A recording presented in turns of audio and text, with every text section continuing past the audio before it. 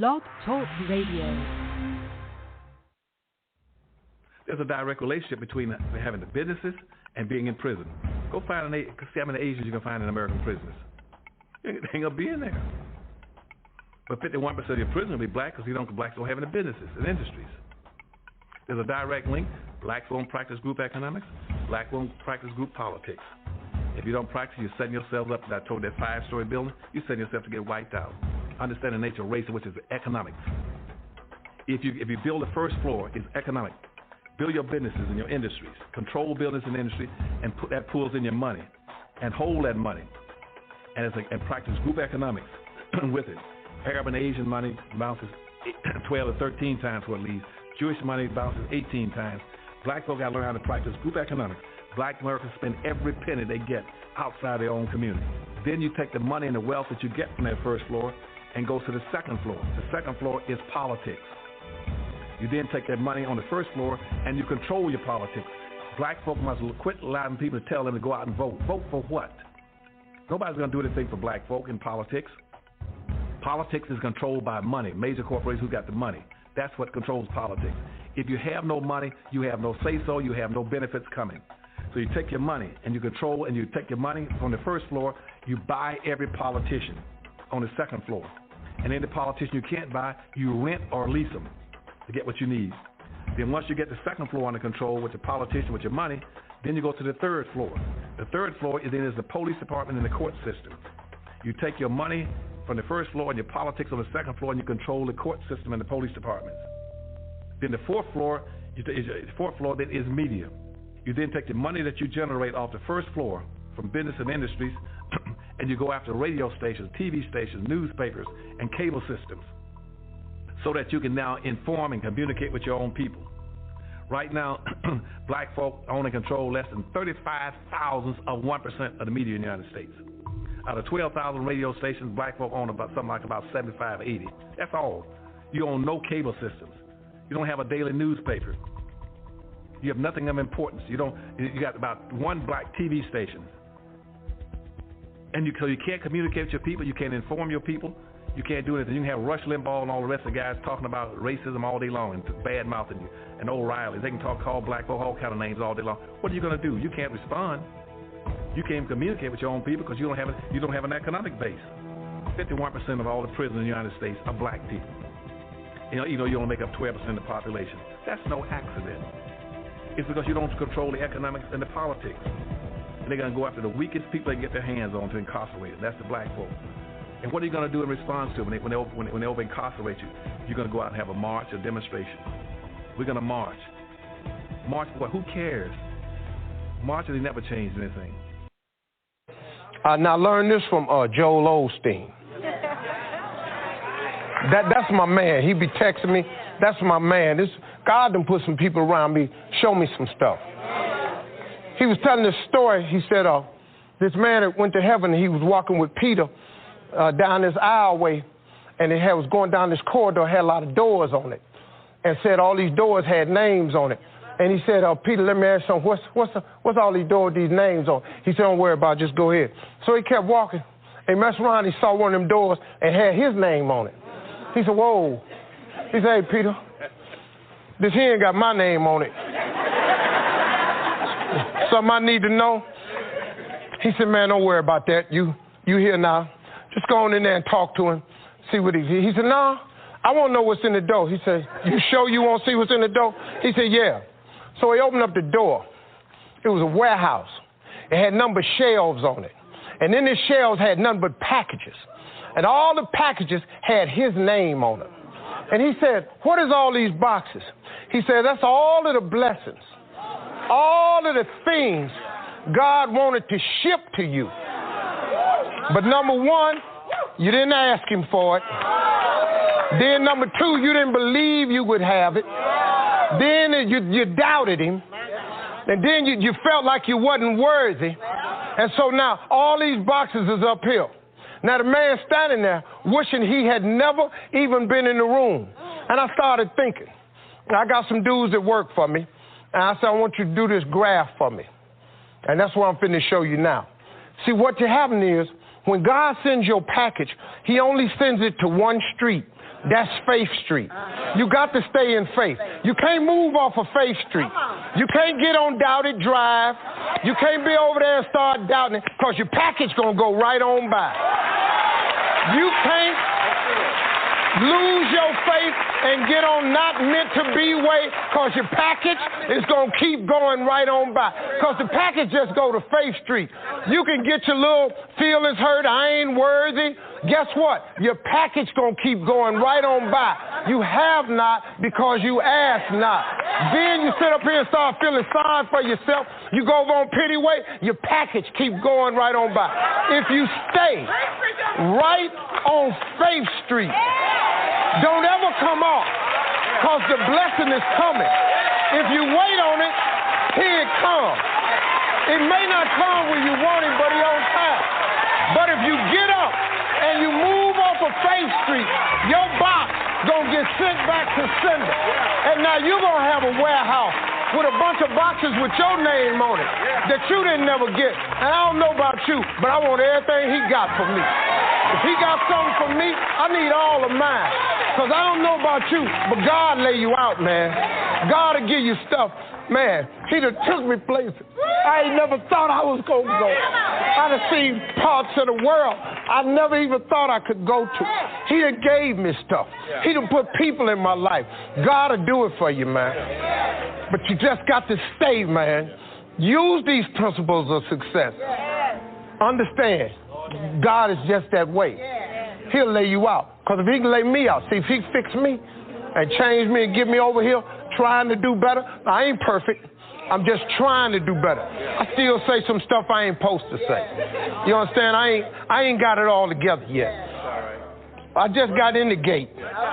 I'm a new kind of Christian, but ain't no lock on my gate either. So if you see, once you check me, I'm probably gonna check you back. But I'm getting better at that. I don't know how to love my enemies yet. I'm getting better at it, though. But it's a process. And the more times we can make people understand that it's a process, the more people can come in. And y'all people that have been good to me, that have been praying for me. I mean, man, my mama, if she could see me now, I just wish my mama could see me.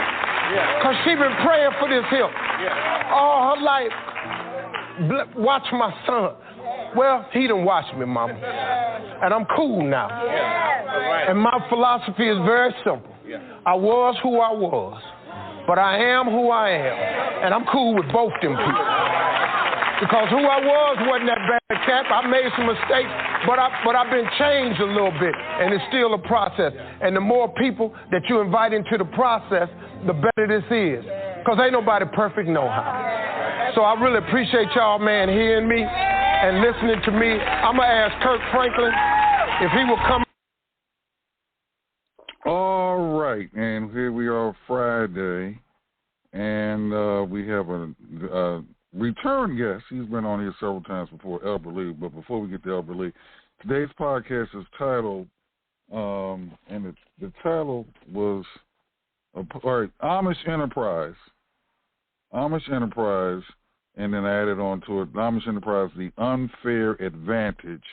And when I say unfair advantage, that's the unfair advantage, which is a positive thing, which anybody can, if you adopt some of the principles of the Amish and Mennonite people, you will have an unfair advantage when it comes to, in a positive way, when it comes to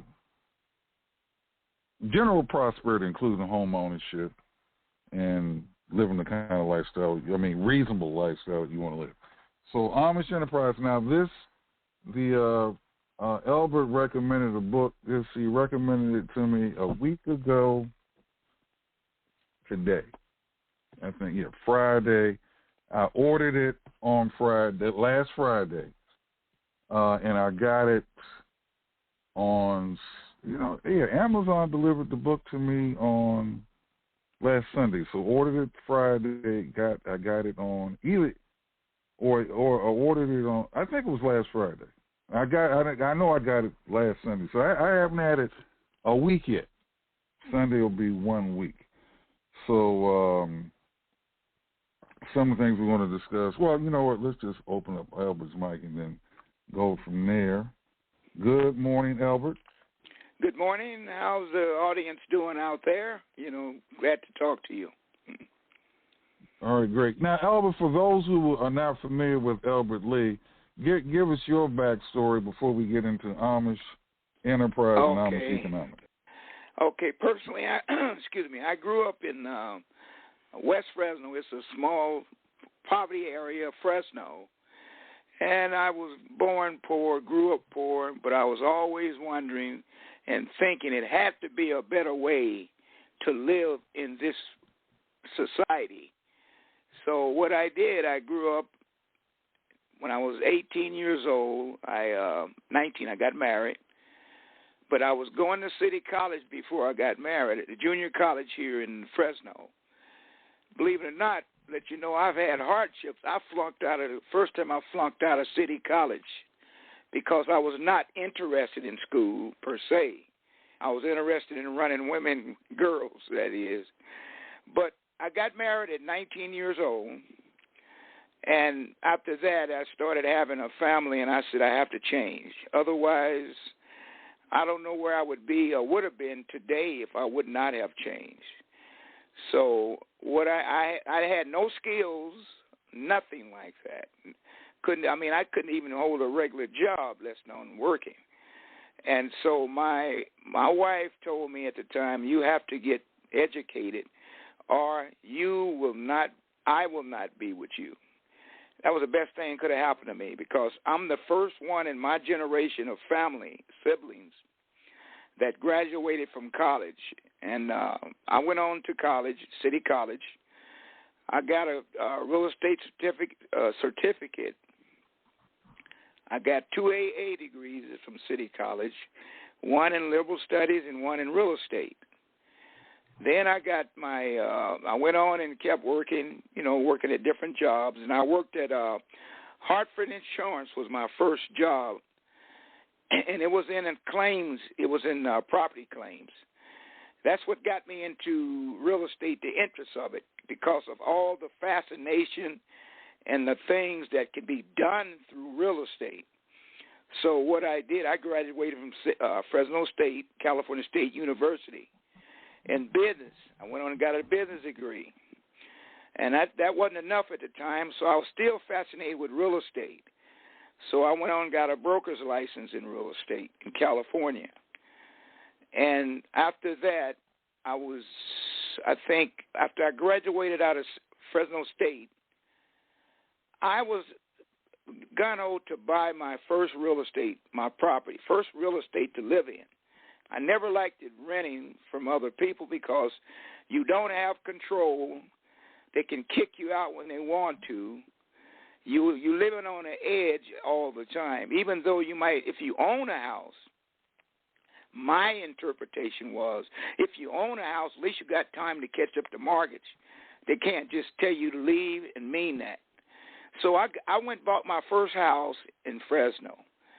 And the way I bought my first house, it was creative financing.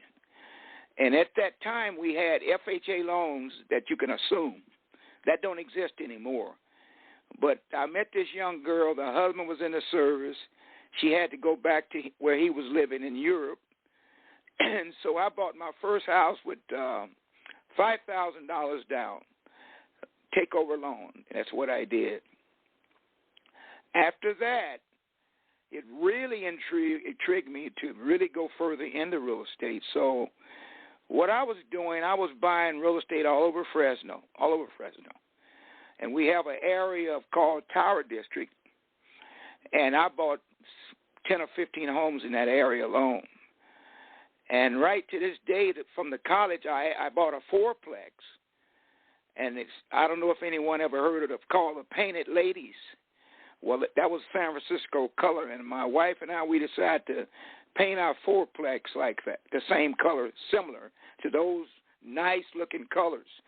At the time I bought that fourplex, it was shut down. It was condemned. Nobody lived in it.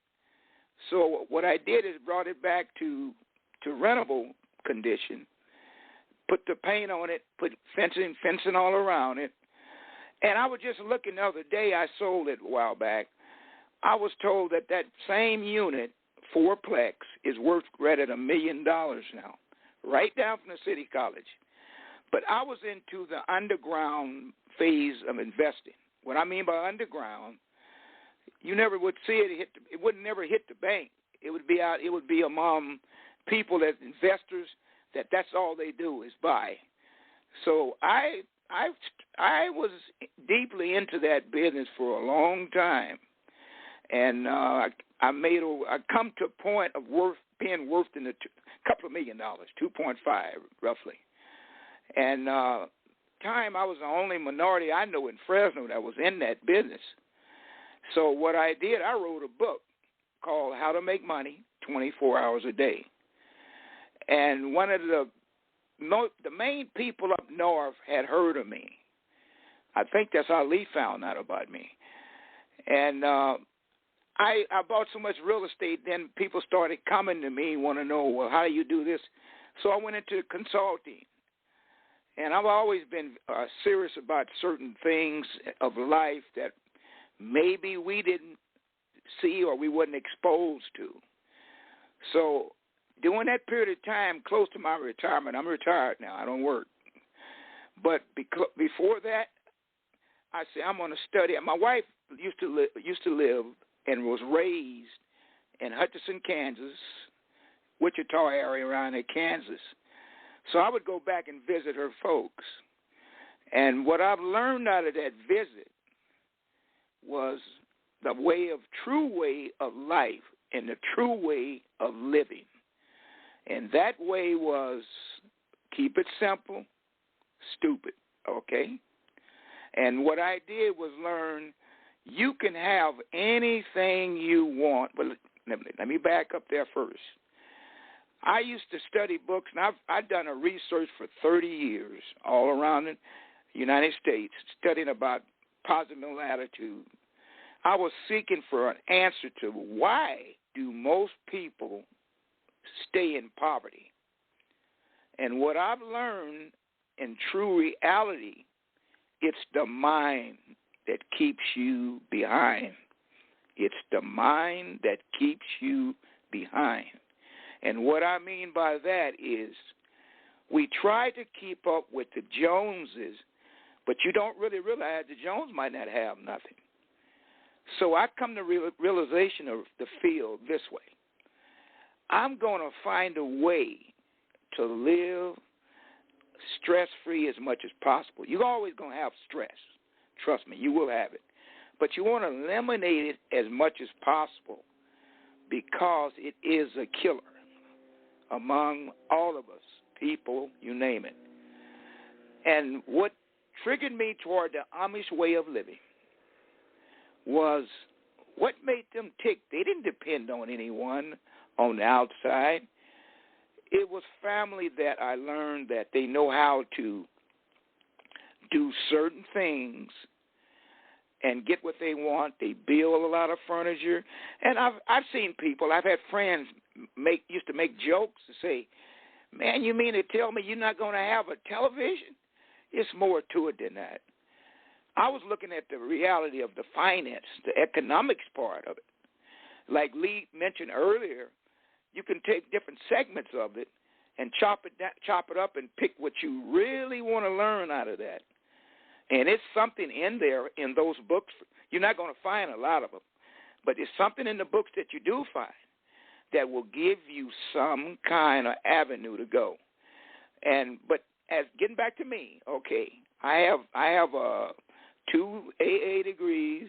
I have a real estate certificate. I have a broker's license.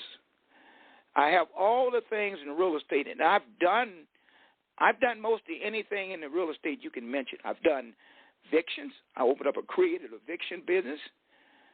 I used to own apartments, 16 units by the college. And I learned everything it was about what to know about real estate. But one thing I never learned until the end was how can I buy a property debt-free without a bank loan on it? And again, we never pay for nothing. Trust me. When people say I'm gonna burn the mortgage, you might burn the market, but you're not burning the taxes, the real estate taxes each year. So I always say, never say you're going to pay off a house, just say you're going to pay off the mortgage, because control is through the community, the county where you live. And the point is to that, reason why I know, I followed evictions, I followed foreclosures, I followed tax sales, I followed overages. Overages probably most people don't even know about. But I'm going to break it down a little bit. Overages is after the owner lose the home they were in, they don't know that it's money in the back end. When the banks foreclose on that property, you have a certain amount of time to recoup. You'll never your name's off, but you can go in and get the money that was left over. Because most owners that have owned the property for 10 or 15 years, they got equity. But I've seen a lot of them lost due to not knowing what to do. And that's so sad. So I helped a gentleman about a year ago, and he had $40,000 after that sale. And I had to help him get that. He got it. We got it back. And he said, Lee, I didn't know. I said, most people don't know that. So that's why I say I have studied real estate in all phases. And another thing, I'm going to say this. The system got most people believing they got to have 20% down or they got to have 40% down. That's the conventional way. I'm not used to buying property like that. And I've had students that come to me, and it has been proven to what I'm telling you. I've helped them get into properties that they never would have got into. The name of the game is creative finance, and it still exists. But a lot of the older time gurus, they got into it where they never thought, well, what's going to happen if I don't get a job but I'm buying all this real estate? I'm going to run negative in the hole, which that's what happens.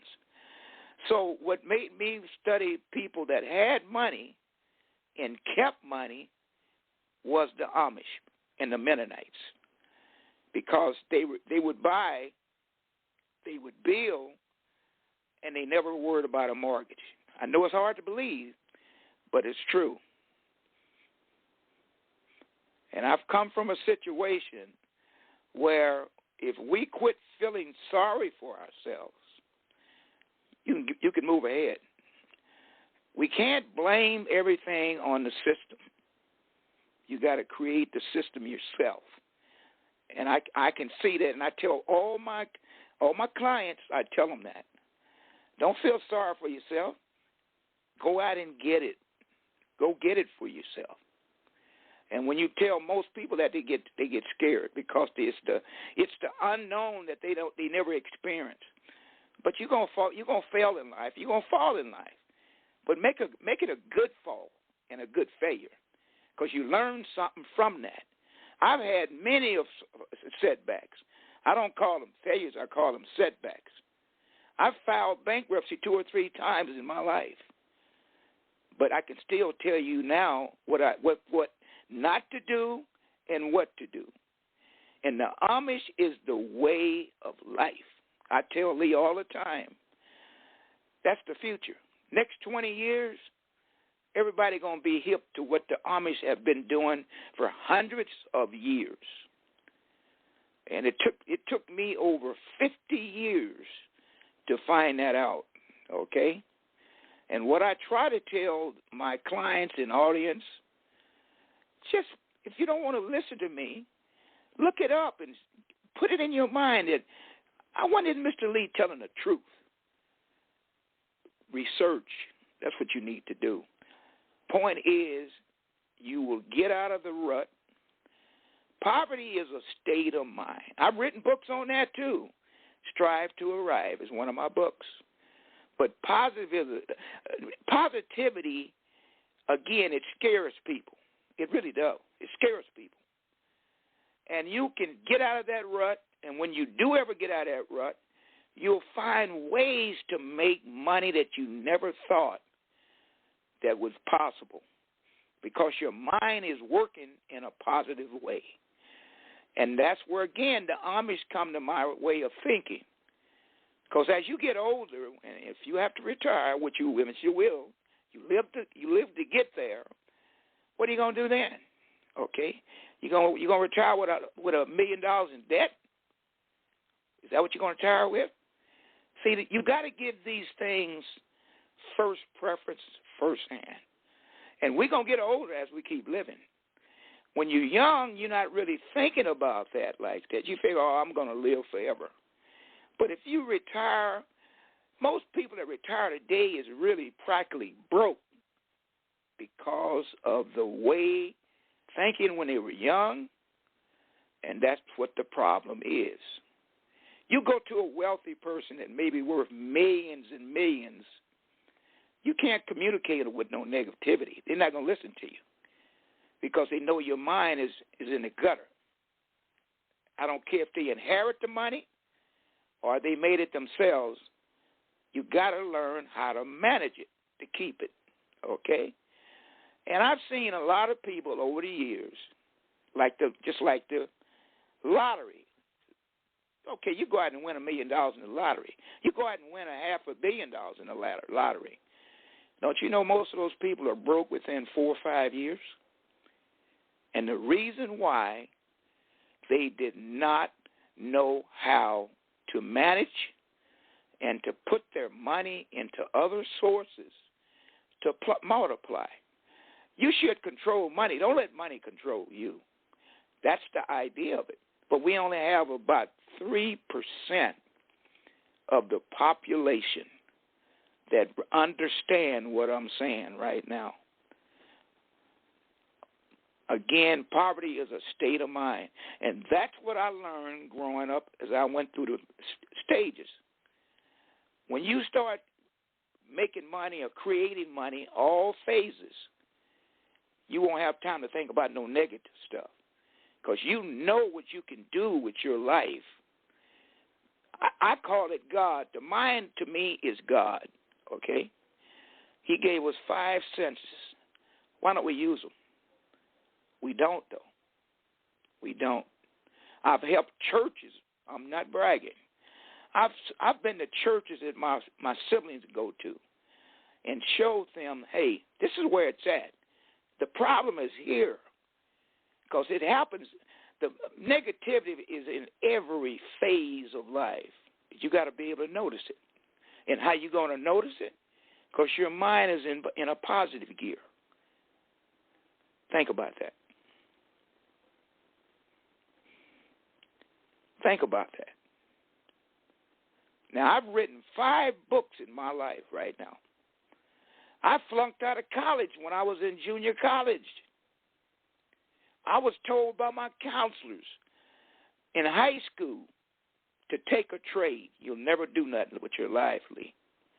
You just don't. You don't have the calculus and the math to get through a business school. I did it, but they told me I could not do it. But what if I would have believed that and bought into that? You think I would be where I'm at now? I wouldn't be here. They don't teach that in high school because they don't really understand what I'm telling you. And I tell you, if you ever learn that game and understand, high school is just a stepping to get to other places. But then let me say this again. Just because you don't go to college, that don't mean that you're not going to make it in life. Look at Ray Kroc, 6th grade. Okay? What is that telling you? It's not all about college. But what I'm saying is pick a subject that's going to interest you, going to put you in a funk every day. You never get tired of it. It grows. It grows. It grows. Next thing you know, people coming to you, Elbert, or whatever. What makes you tick?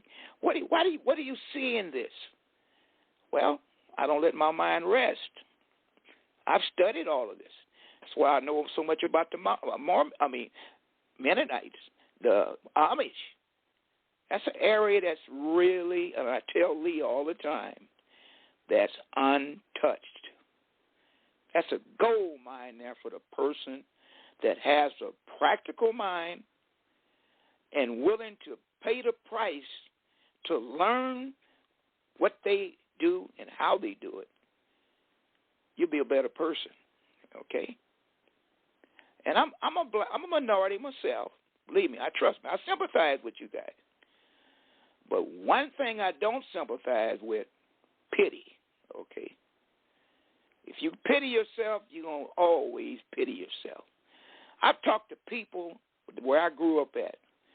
I mean, people sitting on the corner, the curves of where I used to live.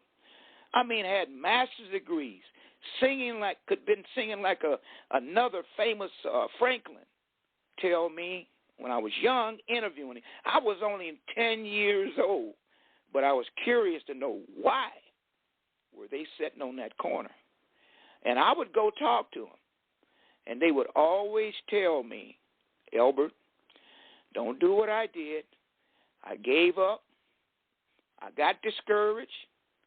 I got on the wine bottle. I can't get off.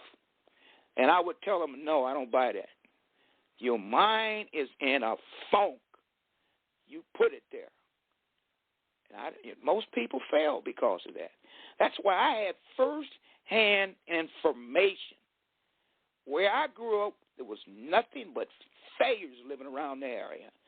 Winos, people sleeping all night on the curb, didn't have a home to go to, shooting it down the street. Someone may have been shot, 2 or 3 people lying in the street. I seen all that. I seen a Vietnam in West Fresno. You got to remember that, okay? Now, if I can do it, I've been there and done that, you can do it too. If you're really seeking for an answer to your life, listen to what I just said. I've helped a lot of people. I don't like to brag. I helped a lot of people over my lifetime. I made them successful marriages, successful millionaires. I made them feel good about themselves because I feel good about myself. You can't give nobody nothing if you don't have it yourself. Trust me. Go ahead on, Lee. I'm done. Go ahead on, Lee. Finish it up. Okay, yeah. Thank you, Elbert, for that. Now, let me see. Let me go to my program notes here. Now, we're talking about Amish. The title of the program today is Amish Enterprise, the Unfair Advantage. And when I mean unfair advantage, it's, and I heard the unfair advantage part. I was listening to something last night or early this morning, still dark out, when I heard this. One of the keys to success, one of the major keys to success is sit down and figure out what is your unfair advantage for success. Okay, now, the Amish and the Mennonites, now here's some things that I pointed out. I mean, well, number one, I noticed that they have some common denominators, that many of them live in rural communities and off the grid, where their expenses are dramatically lower than if they live in a heavily, densely populated metropolitan area. Number two is many of them are their families are entrepreneurial families. The mother, they were born into it, entrepreneurial. Right. Next, they have family-based businesses that they were born into and they still maintain. And that's part of generational wealth. And not only do they have family-based businesses, and we're talking about within each individual household for the most part, they have even developed those into family-based industries. In other words, and this is how an industry chain might go. Let's say you have an Amish woman who's married to an Amish man, and he has his businesses and she has hers. I mean, they're collectively one anyway, but so she might be, right. She might have a bakery where she bakes or makes and bakes shoe-fire pies, peanut butter pies or cakes, sells dinners. They have a restaurant, but connected to, but where do they get the food for the restaurant? Well, that is connected to the family farm. So, see, now you're developing it. That's all family controlled. All right. So they have family-based industries as well. They live in debt-free housing because, to a large degree, they will build a house with finance, what I call using social capital. In other words, family and friends get together, or neighbors get together, and they build the house or they build the barn. And here's another interesting thing about the Amish and the Mennonites. That's right. When it comes to church buildings, particularly the Amish, they build it big enough. They don't build an individual sanctuary or a church. No, they hold church services at each other's homes. Mm-hmm. All right. Whereas, when he was alive, what's his name? Dr. Robert Schuller in the Crystal Cathedral. Man, that thing cost millions to build. And then they got into financial problems because, shortly before he passed away, they were trying to raise money.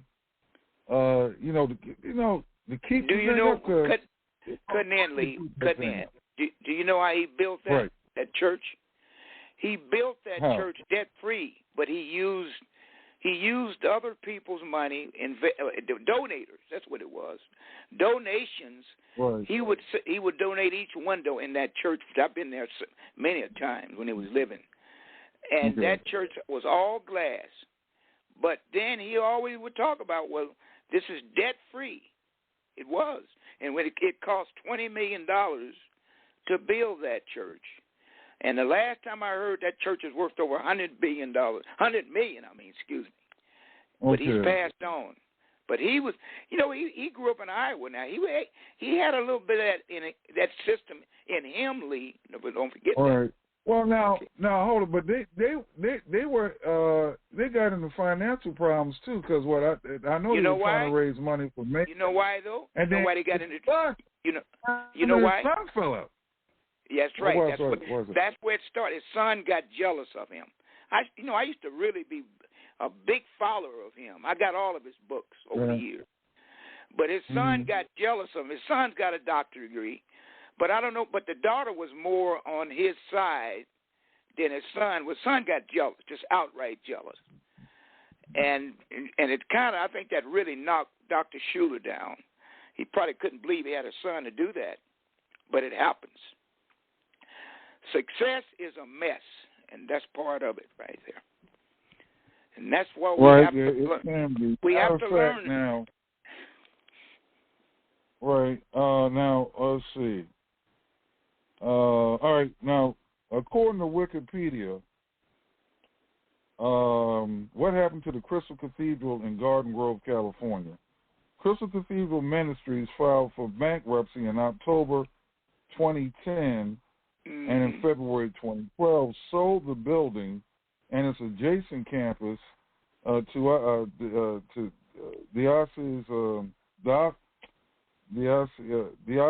pronouncing that wrong. Of Orange, I believe, County. It was a monument. It was a monument. It was a monument. See, the building was especially interior was renovated. Or let's see, Crystal Cathedral, Garden Grove. You know they had burial. You know Lee. Don't you know they had burial sites there too? I did not know that. Yeah, I toured that many a times. Many a times. So the history. All right, Garden Grove Community Church was founded in 1955 by Dr. Robert H. Schuller and his wife, Arvella. The congregation reformed the church in America. Let's see. The church first held services in space rented at the Orange Drive theater. That's right. That's where he started. They kept it simple at the beginning. Yes. Okay. They kept it simple at the beginning. You're right. Go ahead. Right. Yeah, they kept it simple. They printed out. Lee, cutting in right fast. He was a disciple of Dr. Norman Vincent Peale. You've heard him. Okay. The power of positive. That's right. He was the originator of the new era at that time in the 50s. Right.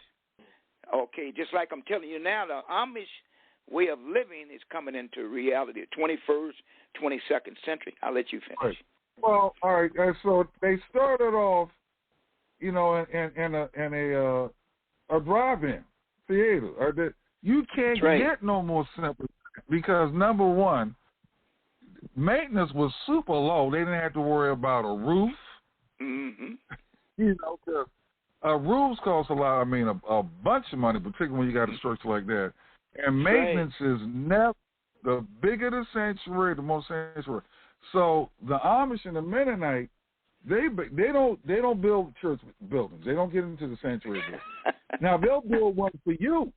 If you want to build one and pay them, they'll do it. But for themselves, they don't do it. Simple. They don't do that. They no keep ego. It super simple. No ego. No ego. That's what it is. Right. No ego. We got a call in 773. I got to turn off the fan. 773. Your Hello? mic is open. Yes, Delmar. Hey, look, man, thank you so much for today's program. Sir, I missed your name. I want to say something. I've been preaching the gospel 50-plus years. What I found out, what you just said is pure Bible. I was trained wrong. I had to fall out of the pulpit to discover that because we left the Old Testament out of the Christian faith, we are caught up in the devil process of keeping us in bondage, something that God said, my people cannot serve me in abundance. And Christianity in America is all about bondage. You're right. They get the money for the church and their lives. You're right. People are in bondage. But as you say, the Amish and all people, they're living with the Old Testament saying, stay out of debt, family, all that. So you're so cheap. I had to find out after 50-some years of doing wrong.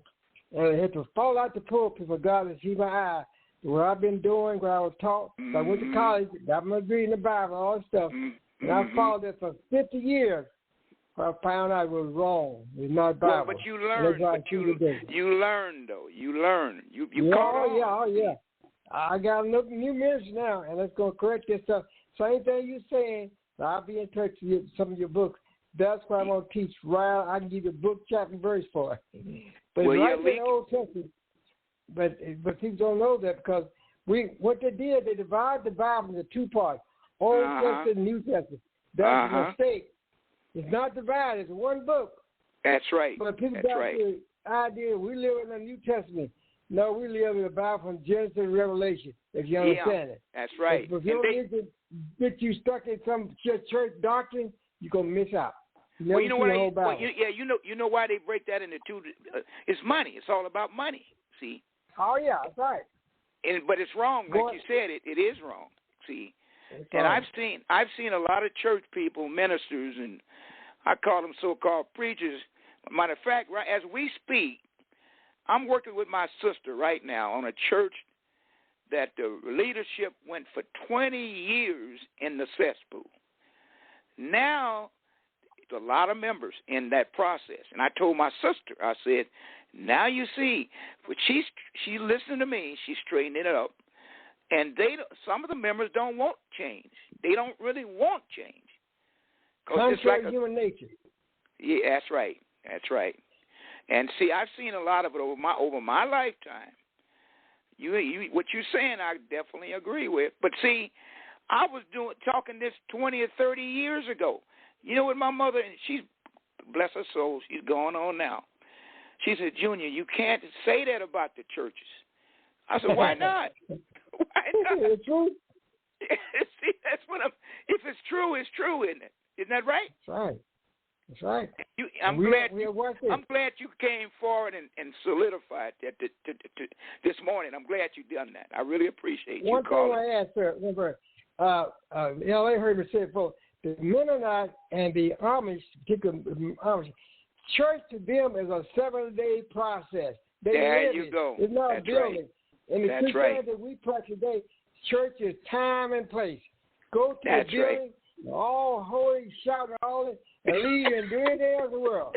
That's I'm laughing at you because it's true. My grandfather, years ago when I was growing up, my mother's always been a saint, church going every Sunday, don't miss a Sunday. My grandfather pointedly asked her one time, and it really offended her. I'll never forget this. He said, "Do it take all that church?" See, my grandfather was half Chinese. My last name is Lee, and he didn't go to church. And he said, "Church is at home. It's in your soul," like you just said.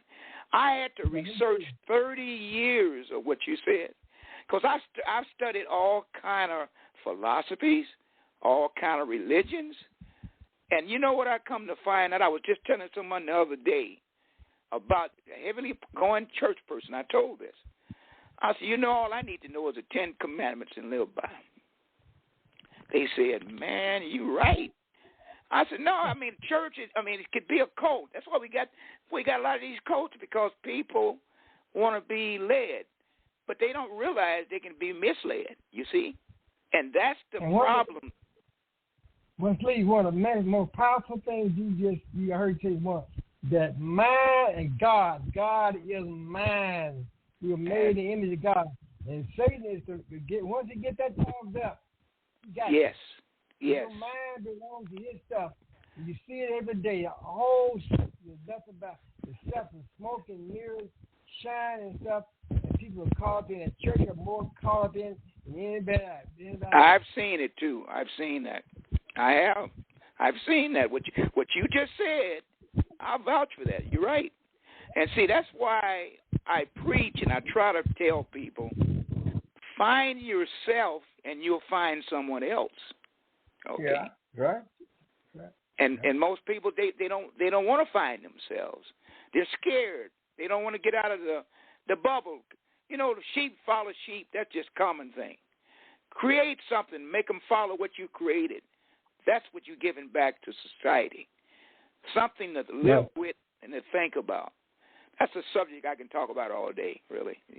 Yeah. Mr. Lee, thank you so much for what you shared this morning, sir.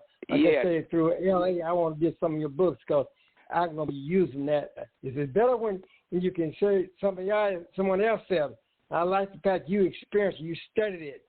Yes. You just copied somewhere. Thank you. Elbert, how for people that want to get a hold of your book, Strive to Arrive, how can they get that? What they do, I can send them copies. What they do is either let me give them my email out. Then I'll give them. I'm on Amazon also. Now I have written 5 books, but I don't push them because I don't need to stress like I used to. That's what I was just telling you. You got to live simple. But so let me give the email first. It's under L as in Larry, E as in eat, L as in Larry, B as in boy, E as in eat, R as in Roy, T as in Tom, 1111 at yahoo.com. And I can call it back again. Say it again. It's L like in Larry, E as in eat, L as in Larry, B as in boy, E as in eat, R as in Roy, T as in Tom, 1111 at yahoo.com. Also, you can find me on Amazon under my name, Elbert. It's ELBERT. That was what I gave you. Email spelled backwards. My name, LEE. It's Elbert Lee. LEE. ELB. And look for the book. It's the only one I got on there, but I can say I'm not motivated, not like I used to be. But It's under Strive to Arrive. Believe me, that's my life story right there. Thank you, sir. Thank you. And then what you do, if you want to know other books I have, email me and tell me give me a link, and I'll send you some. Lee will tell you. I've been talking to Lee for 30 years, Lee. Since 1982 or 83, somewhere around That's right. That long a period. That's long. That's yes, sir. And he'll call me every now and then when he want to hear where I'm coming from. He'll call me, which I like that. See, every year he'll call me and want to know what's the latest thing coming up next year.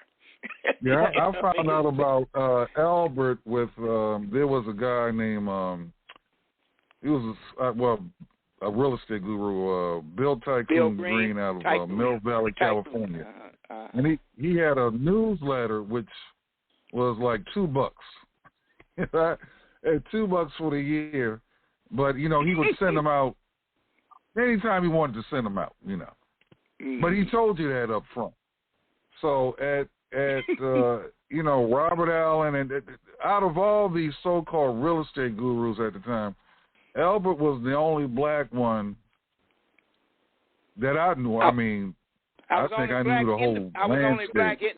I was only black in the business, Lee. I'm not bragging. Yes, in the business. Mm-hmm. Right, so Bill Green had mentioned him in, I guess it was the first book you wrote? Yeah, How to Make Money. Yeah, How to Make Money 24 Hours a Year. Right. So I contacted him, and we've been basically friends. Of course, we're more in contact since we got the podcast. But but Elbert comes on here about at least twice a year. We have him on here at least twice. Mm-hmm. Mm-hmm. And then he was on here one time every week for about almost 2 months. That's right. And I would only do that for Lee. Anybody else, pay me. You know what I mean? So the reason why he's on here today is because, like, say, last Friday, Elbert and I had a conversation, and he mentioned a book.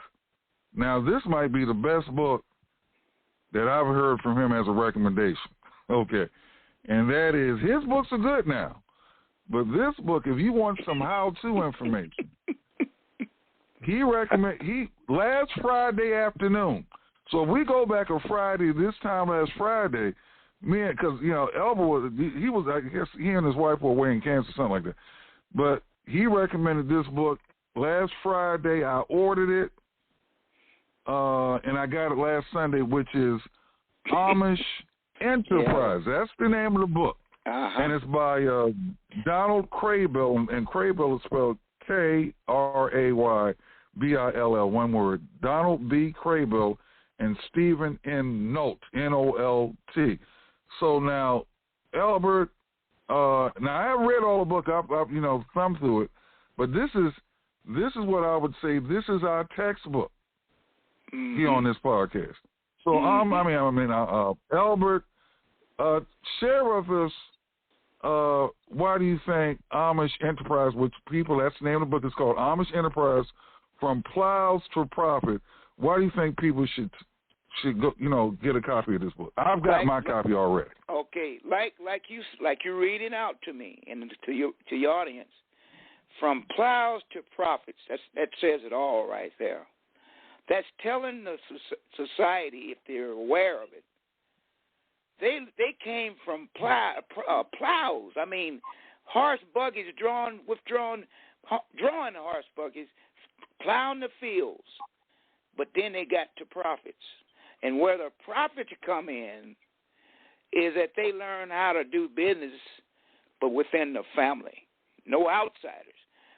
In this book, when you keep reading it, Lee, you'll see some about advertisement. Have you ever seen an Amish advertisement on the outside? Never. Matter of fact, this book wasn't even written by Amish. I haven't seen and I had one lady that grew up Amish on here. They don't write any how-to books. They don't write no get-rich-quick books. They don't do no retreats where you can, They don't do no firewalks. Matter of fact, like Yoder, Kansas, and you're familiar with Yoder. I called their Chamber of Commerce, so I'm gonna have to actually travel there. You know what? And they don't market themselves that way. They don't have to. I was just getting. That's what I'm telling you, Lee. They figure word of mouth is enough. Okay, and the way they figure word of mouth, they mean that's really keeping it among themselves. See, they really don't want to go mainstream. They really don't. But what's happening right now, and your other audience I just talked to, your other member, you watch this. It's going to go mainstream because people are going to make it go mainstream. And like Lee said, they didn't write this book. But the person that like we're talking about that was observing this book, was studying them, this is what they came up with. And to me, they're telling me that, hey, I'm living this, but they're trying to get the people aware. This is where it's at. It's not in all this luxury stuff and going into debt, buying expensive cars. They're doing it piece by piece. And that means debt-free. The Amish look at debt as a curse. That's what they look at it as.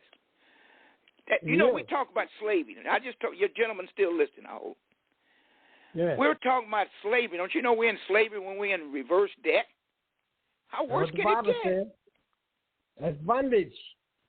That's the key. That's the key. That's the key. You don't have control over your destiny. The destiny have control over you. Okay? And the lender is surplus. The borrower is servant to the lender. That's the book. That's right. That's right. Slave That's right. to the lender. That's what it says. And see, now what we're saying, the banks don't want to hear us say this. No. That's why we trillions of dollars in debt. You know what I mean? And see that's what I'm saying is not a good example. You know what I mean? You got to create your own example. You got to figure, well, I'm not going to stay in slavery long. My parents grew up in it, but I'm not putting myself back into slavery. I call it financial slavery. That's what it is. That's exactly what it is. And Lee is a good studier. He knows a lot. He's learned a lot. And he motivates me at times to push him. Well, another thing about now people can go online and you can fact check me. Look, just type in Mennonite communities, and then or Amish communities, and essentially a lot of them have they bought a lot of farmland, and you can see their maps of this. Mm-hmm. The Mennonite have stuff like globally. I mean, the Mennonites are in United States, Ethiopia, India, Congo, and Africa, Canada, Indonesia, Germany, Paraguay, Kenya, so as a matter of fact, the Amish came out of that. So a lot of them, now we're not trying to tell people to go Amish or Mennonite. We're just saying look at the economic models. Yes, think about it. Look at the economic models and their family model. You can dress the way you want to dress. We have another call here. I think it's Robin. 813. Your mic is open. Hello, Elbert. Hey, Robin, how you doing there? Long time no talk to you. Have you made your money yet? Man, making money. Just starting to make the money now. We've got the network now has 30 television stations, 17 radio stations. We've got that's good, Robin. I'm proud of you. That we're developing into Maventown. We've got abiding-based housing. Ministry. Wow. Now, Robin, let me say that. Wait, listen to me, Robin. Listen, I'm gonna ask you a question. Since I've talked to you and Lee a long time ago, Can't you see what I've been saying is some of that can come true? Yes. Yes. And you don't wait for the handout for somebody to give you something. Create your own opportunity. There you go. We are creative. We are yes. made in His image. Why don't we remember that we're creative? That's right. And that's what's so sad. That's right. Yeah. That's right, Robin. Yeah. That's right. And see, to me, the mind is God because it's no other it's no other species have what we have on this earth. You know, the mind is a terrible thing to waste, like the NCAAP, whatever, the black caucus. They say that, but they don't live that, okay? The mind is a terrible thing to waste. And 97% of the people, they waste it. Okay? Yes. And that's what's so sad. That's what's so sad. Yeah. So we thought about it, we pondered, we thought about it, and then we came up with a plan, and the plan is in action. Good. See, I'm proud of you. See, that to me, Robin, what you're doing, you're making the world a better place. And seriously, I see all these wars and fights going on overseas. You know where they come from? Basically, unhappiness with themselves, and that rubs off pretty fast. Next thing you know, you got a war without controlling your mind. That's where you already lost. You lost already. Think about it. Mm-hmm. Yeah, and that, we have to guard our thoughts, be mindful of our thoughts. Why? Because so as a man thinketh, so Yes, so be. Mm-hmm. And so we really can't afford to allow ourselves to become bored. Stagnated, tired, none of that. Keep yourself up like it's easy. That's right. That's right. About your own self. I mean, my goodness. Man, that's true. That's true, Robin. That's true. You know one thing, but you notice this.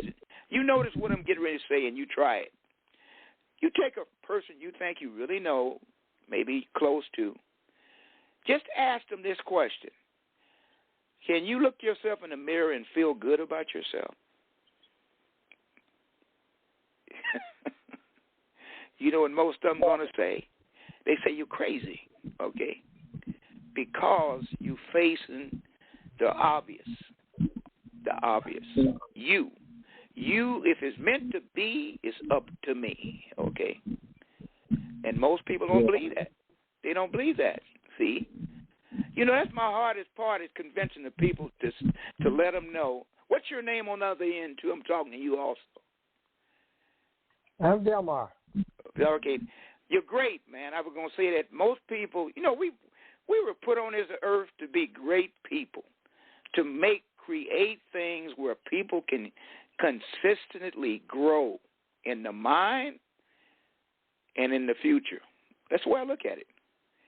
And if we don't do that, we lost. We didn't serve our genius purpose. We haven't. Society stole it from us, in essence, okay? And that's why I'm out here speaking the word. And I mentioned this to Lee. Believe me, I got to give back to society because I've got a lot from society. And if you can't give back, you never got anything, okay? And that's what but the Amish keep it in a sector where it's in the family. When the reason why they live that way, the Amish, it's a secret to them that they don't want no one else going bad in the family, getting away from their rules and progress and regulations that they have. It is a secret. I think it is. But that's why they don't get involved too much with the outside world. because they would have a mess. And in essence, they would be. But I think that people are the smart people, the observant people. They're watching.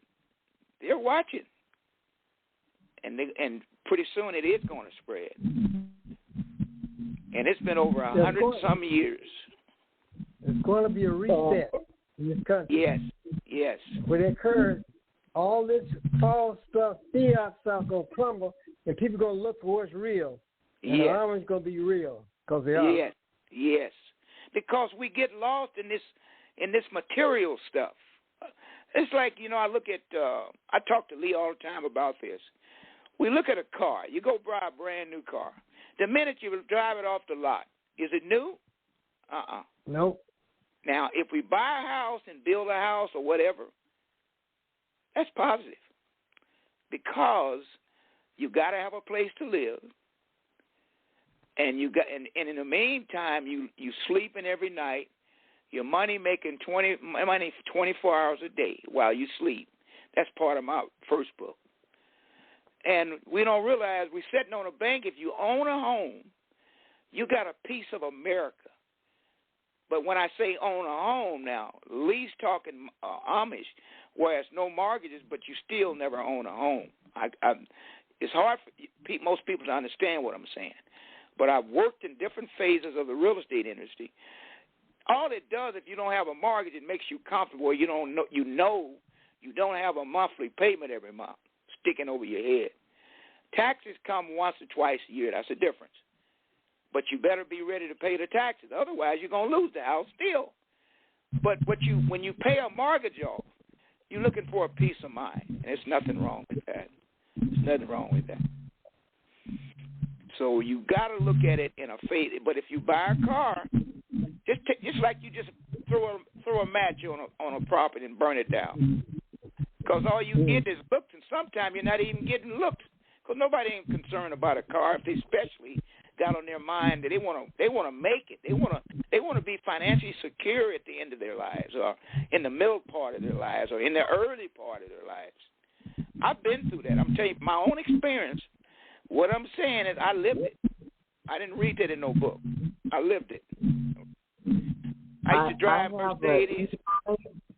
I've got an e-bike that I roll around in the city on, and everyone at the stop, from whether they're sitting there in another car or crossing the street, everyone's, nice bike. So I don't hear them hollering out, hey, nice car. Okay, to anybody. Yeah, but, they love my bicycle. Yeah, but see, that's the point. We have to get out of living out of illusions. Illusions will really lead you to things that later you will regret in life. And like I said, I personally went bankrupt numerous of times. But the reason why I went bankrupt, I didn't have no one to tell me what I'm telling you guys. I had to go through the worst part of it, okay? And some people never come back. I was $300,000 in debt, roughly. Taxes, okay? But I didn't know what I know now, okay? That's why my first book I filed bankruptcy, I talk about all that. And the point is, we're going to have some letdowns and setbacks. But like I tell people, keep pushing. When you have those setbacks, to me, you're right at the edge of accomplishing your goals, whatever it is. Because it's the test. I call it the test of time, okay? And if you can outrun time, you'll pass the test. And that's why a winner never quits and a quitter never wins. That's the difference, okay? And the thing is, I'd advise people to do all the studying if they haven't lived it, but I've lived it. I'm in my 70s, just in my early 70s, okay? I'm just letting you know my age. I've lived it, okay? And what if I had to do it all over again, I would do it the way we're talking now, with the Amish way beginning. Because as I look at it, if I would have started with the Amish way, whoa, where would I be now? But my wife always tell me, she said, "Oh, but you're already successful. Not like I want to be." That's the drill. That's the drive that you got to have. You're never satisfied with what you can accomplish, whatever it is. And most people get relaxed on their laurels, and they never get over. Okay? When you see a billionaire, you see a multimillionaire, they're driven. It ain't the money. It's not the money that they made. It's the drive to get there. And when you tell somebody that have been there and done that, they look at you and say, wow, they out of the picture here. They don't get it, okay? And then they holler around, oh, I'm so poor. I don't have no money to make it to next week. What a failure. I mean, I'm not talking about people deliberately. I'm just saying the mind state, because I grew up in that, okay? We used to have to borrow a cup of sugar from the next door neighbor to payday. Would you want to live like that every day? Well, Elbert, taking a page out of the Amish, the first thing, they don't get into car notes. Now, the Mennonites might, but Amish, they don't do car notes. That's right. Amish is hard, which means they don't have to deal with a car note. They don't have to deal with insurance. They don't have to deal with taxes and tax. Well, Lee, I'm gonna say that the Mennonite just put a little twist on the Amish way, but they I call them the spurgers of what they like. They get out like you just said. But if you want to be truly successful, you gotta live the Amish way, or you gotta think like the Amish. The Mennonite is a spinoff, just like our society. You got rich, you got I call them the fakers. I call them the fakers. Live high, but you live high, but you running to pay your rent next month or your house bill. Those are I call them pretenders. That's what they are. Okay. Well, that's what the Mennonite is into the Amish. That's basically what it is. Go ahead on, Lee. I've said what I have to say. Right. Well, now, Elbert, let's get into the book before we run out of time. The book, once again, is titled Amish Enterprise. So share with us your thoughts on that book. Say that again, Lee. The book, Amish Enterprise by Crable and Notes. Give us your thoughts on that book, and why do you think people need to purchase it? Excuse me. Or read it. That's a very good question. Most people have heard of the Bible, which it should be. That's an international, worldwide book. Like my client, your customer there was talking about it, client. Well, the Amish Enterprise, from plows to profit, it's the way of living, and it's all in this one book. Like I told you before, Lee, you don't have to read no other books. Just study that, and it will show you the way they live. And to me, this book I bought back in Yoder, Kansas. My wife used to live back there in Yoder, Kansas. I didn't find this on no bookstore at the time. Lee found it, but in the time it wasn't even existing 20 or 30 years ago. You didn't see that on no internet, okay? So I bought this book and I read it. And I also, another book, I'm going to name it. It's called, just a minute, The History of the Amish. Did you ever get that, Lee? The History of the Amish. No, I haven't picked it. Okay, that book. No, I haven't picked that one up yet. I'll look it up. History of the Amish. Yeah, I'll look it up. But those two books I'm mentioning right now, that's the only thing I ever read. But I've seen it by actually being in certain places back there. For like I tell you personally, Lee, when we talk, I've had breakfast at those places. The breakfast, the food is very much like blacks. Now, I'm not going to say it's not. They have you have to watch their eating style on certain things, but they make homemade pies and stuff like that. They kill their pigs and everything, hogs, just like we grew up. They do all that. But what I'm saying is, what you don't want, don't accept that, okay? But take what's going to make you realize, wow, this is something that I got to consider. And see, another thing I've heard people tell me, friends and people I associate with, man, you don't have no TV. You won't have no TV. No, don't cut that out your life. I'm not saying go away from the TV, but just streamline your living style to what works for you. And you said it earlier, Lee. You're right. But what I'm doing and trying to do is show the people it's a better and simpler way to live. Because stress will kill you. I keep stressing that. Stress will kill you. We kill ourselves with stress because we want to keep up with the Joneses. Find your niche and go forward with it, whatever it is. And the thing is, the book, the Amish Enterprise, because I'm a business person, so that's the first book I bought. I want to know how do they live financially. And that's why I was reading an article in there I brought up. I said, wow, you look at us right now, everything we do, advertisement, it's all through the media. Is that correct? Internets and stuff like that. They don't do all that. They go by word of mouth. That's what I read in the book. And they said the reason why they go by word in the mouth, by the mouth, they don't want people in their sector outside of it. It's like a community situation. And they figure who buy from them, I buy from them. I buy wallets. Like I told you before, I bought off eBay. They're big on eBay, very big. But you wouldn't know that unless you really follow them on certain things. Like in Yoder, they have a huge gift shop in Yoder. Do you think they have any debt on that? They don't owe nothing on that debt, on that shop. They even got their hog processing right next to it. I've seen that. They got their craft shops all inside of the regular shop.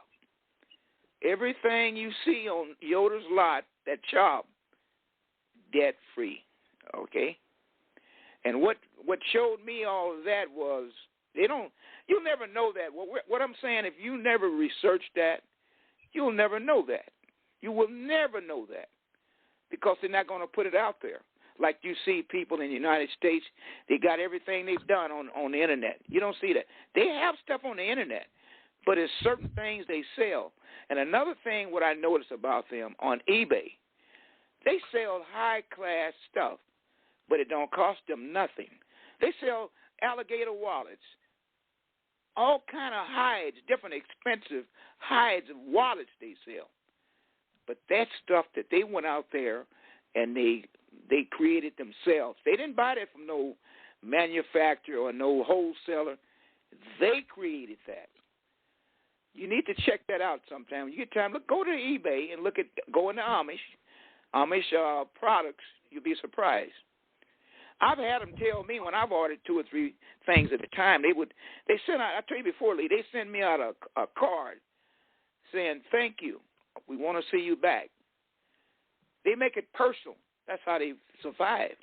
It's not just like a Ferris wheel or a speed thing where you just somebody buy, you forget it. I'm going to the next. They don't look at it that way. They take the purchase that you buy from them serious, okay? Serious. And that means a lot, too. To the average person, you don't get that kind of attention. You know, you're on a train. Yeah, they have excellent customer service. Yes. Yeah. And now let me attempt to give people an optic. Now, because a lot of people, you know, when you hear of high-income people, you might think of some people might think of a professional basketball player, football player, something like that. Amish, not all Amish families, but many Amish families have wealth that surpass a lot of these high-profile athletes. Oh, you got billionaires out there. But the thing is, exactly, the thing is, but they don't flash it. In other words, they'll go for a horse and buggy, or you even have Amish and Mennonites now that are doing like Robin, that they ride electric bikes. Mm-hmm. They're not buying Bentleys, they're not buying Maybachs, Bugattis, Rolls Royce. They're not into Cadillacs. They don't do that. You'll see a lot of them on eBay. They don't do any of that. No, they don't do that. Right, and like you said, they don't buy a house that's, they don't buy mansions or nothing like that. Like, and they when they build debt free. Exactly. Okay, because like there's a documentary, I don't know if it's still on Netflix, called Broke. 60% of the players who retire from the National Basketball Association, and some of these people have made anywhere from $25 million to $100 million in their career. And they're broke. That's a lot of money. And 5 years out, 60 months out, they are broke. That's the way it goes. That's over half the league. All that money. But you won't catch the Amish or the Mennonites at the welfare office. LA, now, You're not going to catch them at the welfare office. I've learned, You're dumb on. Yeah. Listen, one more thing. I hope you just caught this. In the Bible, God made 4 seasons. You're only supposed to work 3 of them. The idea of working 12 months a year is not difficult. That's man-made. It's slavery. That's right. When you talk about getting stressed, the only thing my dad taught was you have to work year-round to live in the city, the lifestyle. So I grew up, we worked 9 months, and the 3rd month we spent that time resting and recuperating, brain went back out to work. That's true. You know, what you just said, a statement, I read a book. He's passed on. And you ever heard of Jim Rohn? Jim Rohn? Yeah. Oh, yeah. He wrote it. He talked about 4 seasons. He talked about that. I got the book. Yeah. And see, and that's like you said, you know, and when you made a point, when most people that live in the United States and they buy a home, or either if they rent, it's even worse. But if they buy a home, you're gonna pay a half, 50% at least on that right to live in a house, paying the mortgage. If you have a mortgage, you're gonna pay that. And then you got to worry about your property taxes. Your property tax is going to be at least 3/4 of the value of your home. I was in the business too. I was an appraiser. That's why I can talk. I'm an ex-appraiser, and I did that for 40 years. My wife and I. And that's the thing. See, the thing is, what you need to be shooting for is the equity in the house as time goes. But don't put yourself in a mortgage situation. You will never be able to enjoy the equity because the bank's going to take it. You don't want to be in that vulnerable position. And most people the bank or the local taxing authority will take it, either one of the two, and throw in code enforcement, depending on what city you live in. That's right. So you see what I'm saying is you'll never own the home, believe me. You'll own it in your name, but per se the city or wherever we live can actually have the control of everything. The mortgages, the banks had a control of the mortgage. They want to get their interest off that mortgage. And I had a buddy of mine, like I told you a while back, Lee, came from Lebanon, a friend of mine, 10 years ago or longer. He never used money to build. He was a builder. And he had friends that they would all pool their money together, just similar to the Amish. And they would build houses, and they would sell the house, and they would split the profits. But he told me one thing I never forgot. He said, Elbert, you borrowed that loan on that house, maybe $90,000 or $100,000, and that was at that time now. He said, you're going to pay $300,000 or $400,000 back when you pay it off. And he said, that interest, you could be putting it somewhere else in your own pocket. It's true. That's true. And he said, we don't build houses with debt. But see, he was living that way indirectly. He was Lebanese. That's where he's from. And they used to build 5 or 10 houses at a time, paid for. But he would never build no more than those houses that they can pay cash for. He didn't want no bank loans or nothing like that. Because when he built my house for me, he built me a house that I lived in for 5-10 years. And that's when he told me, he said, man, you shouldn't have no mortgages on no house. I said, why, Edmund? Why? I said, I'm leveraging what I'm doing. He said, yeah, but you can get caught up in that leverage. And most people did. Am I right, Lee?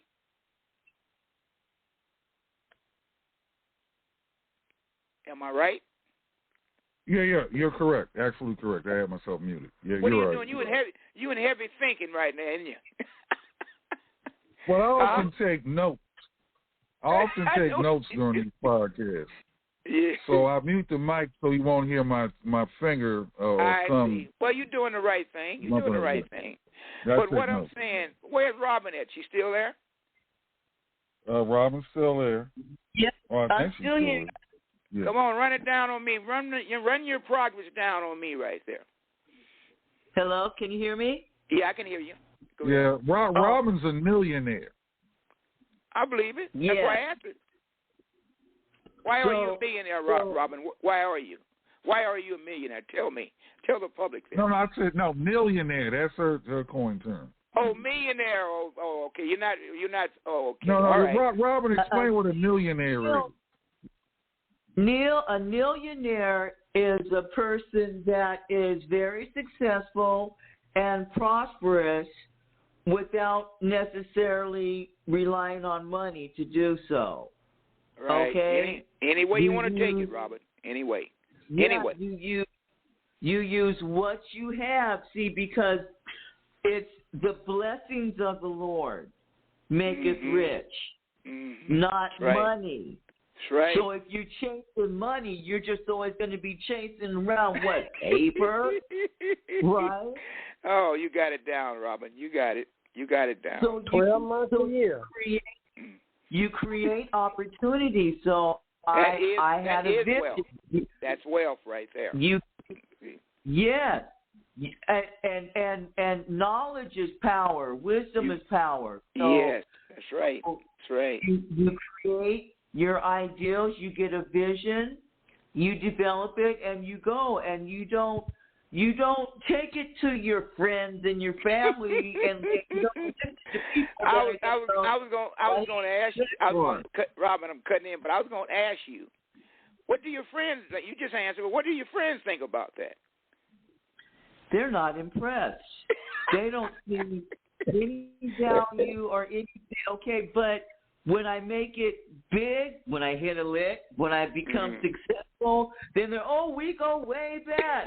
I knew you could do it. I know. But if I falter along the way, if I stumble, if I need a little help, if I have a setback, fall back, need the help getting up, well, see, that's why you shouldn't be wasting your time. So, oh, Lord.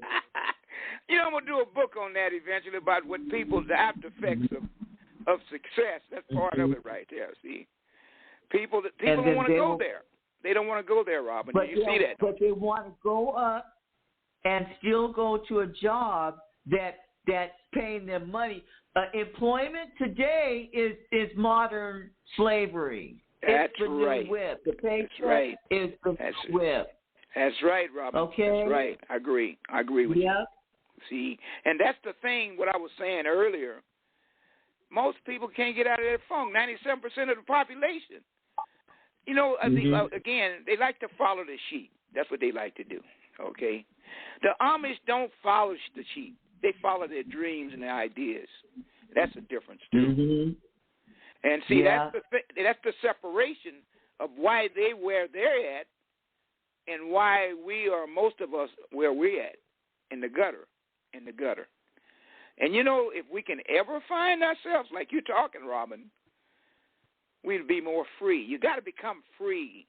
And what I mean by become free, you got to shake all the unnecessary stress that we don't need. And the first thing we need to drop is all the education. So watch this. Yeah, it's not about that. It's not all about that. People listen to this closely. Academic is studying information for no intent or purpose. That's right. And we send our children to academies for 13 to 15 years because they're getting them an early education now. And what do they do? What do they do? No practical. All that information has no practical intent or purpose. You know what I call them, Robin? You know what I call those people? educated fools, okay? Yeah. And that's the sad part. I've seen a lot of them. I got family members like that. They got doctorate degrees. They don't even have a job, per se, okay? And so my mother used to always say this. You can go to school and think you know it all, but when you come down to surviving, can you survive? And most of the people that I've seen like this, I call them nerds to the point they never, ever get over, okay? They don't see it. They think the education. That's why I said earlier on the show, if you was listening, my mother went to the 6th grade. She was a genius because she had premonition on things that most people would never think of. All the neighborhood would always come to my mother for information. And the point is, it's not so much the education. It's what's running the education, and that's the mind. The mind is a powerful instrument. I can't say that enough. You can do anything you want to do if you want it bad enough and you put it in your mind.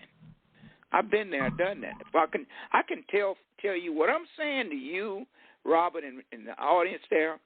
I've been there. I've done that. I don't speak from reading books. I'm speaking for a worldwide life of living it over the years. And what I found out at the end, happiness is you, what you think about your life. It has nothing to do with nobody else. You don't care about what nobody else think about you.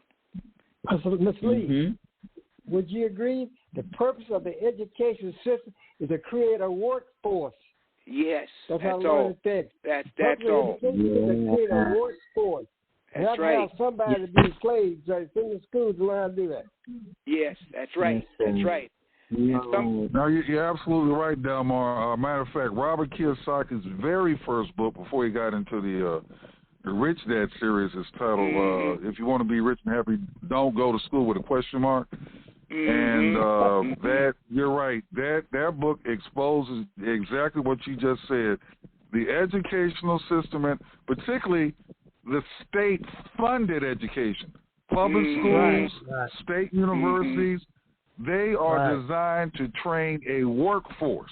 Yeah. Because if you think about it, people are going to college or universities, and they're going to when they get a job at IBM or wherever they get the job at, they're going to work making somebody else or else's family rich.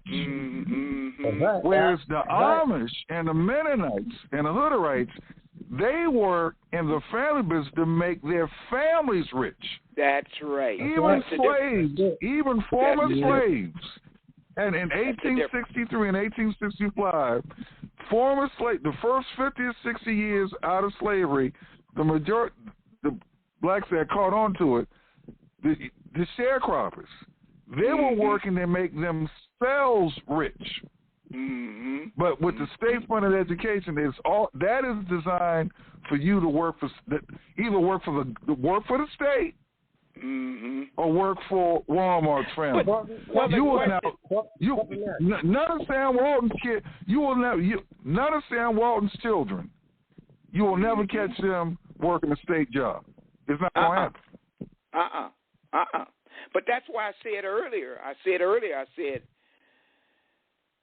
the point what you just brought up.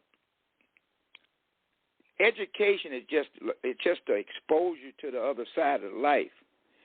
But you don't need education to go forward and be successful.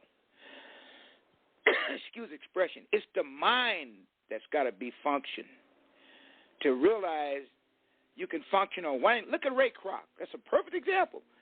Ray Kroc, grinding it out. Read the book called Grinding It Out. He went to the 6th grade, created a monument with McDonald's Drive-In. And you know what he did? He did not own that McDonald's originally.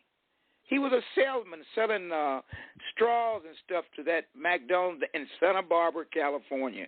That's where it started. But he sold milkshake machines. He sold milkshake machines. Right. That's right. But he had a vision. He's in his mind. He knew that he can take that McDonald's franchise around the world. And that's what he did. But now he only had a 6th grade education. Look at Thomas Edison. Great inventor, but never finished college or high school.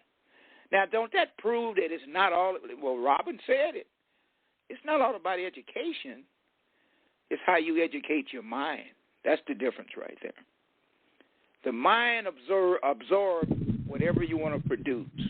Well, it's not education. What's his name? Carter G. Woodson wrote a book. It's a classic. It was published in 1933, but if you read it, you would swear it was written today. It's called The Miseducation of the Negro. But you can also say that book is the miseducation of everybody, regardless of color or race. Right. Because, like we just established, state-funded education from 1st grade to even the PhD level, state-funded education is designed essentially for you to go in the workforce and work for somebody else's family. Not make no money for yourself. Not making money for yourself. I think what you just said, that scares. That scares a lot of. I noticed when I was in college. When you start talking about, this is a true story to what I'm saying. I was in college, a freshman year in college, Lee, and audience there.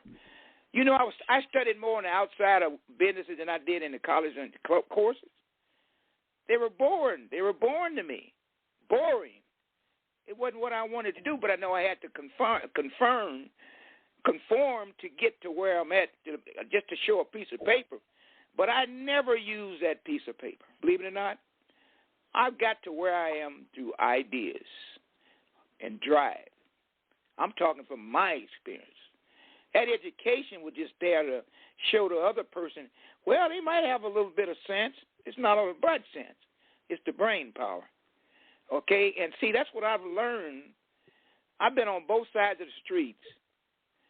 And what I've found out in my experimentations, if you got both of them, it's strong. You're dynamite. But if you have one, you can be dynamite. Not education, though, now. You're not educated to make money. They don't teach that. See? Okay, I was going to ask that question. In all your years of college and education getting and all of that, did any of those instructors or courses teach you, even in business classes, did any of them teach you how to create a business? No. You know why? Okay. No, they didn't, Robin, because they didn't know how to create. They were trained to look at the books, teach you what they know in the books. They've read those books hundreds of times because they've had courses over the years. So that's not creative. No, it's not creation. What a mind that can create, I call that genius. That's what it is. Okay? And most people don't have that. Creation is the future of the world. It's development of new ideas. We wouldn't have things we have now if no one never thought of it. A thought is things. You got to remember that now. A thought is things. Okay. The great Napoleon Hill even said that. See.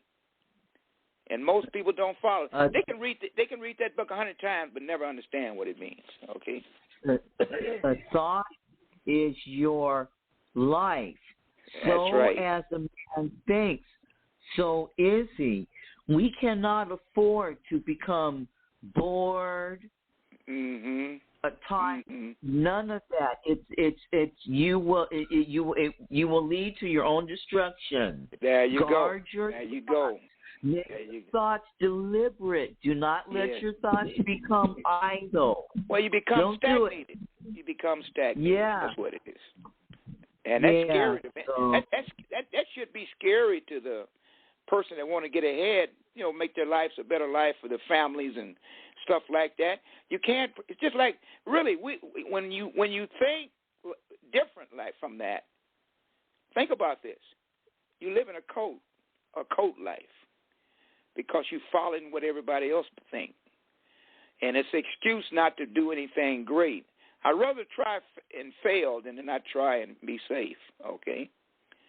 And that's the way. America was built on that idea. And, you know, like Robert Schuller said, you mentioned his name earlier, Lee. Robert Schuller said he'd rather fail and try and fail and not fail and be safe. Think about that. And see, Amish is a new way of thinking, but it's old to them. But it is new to us, because whoever had the brain to study that.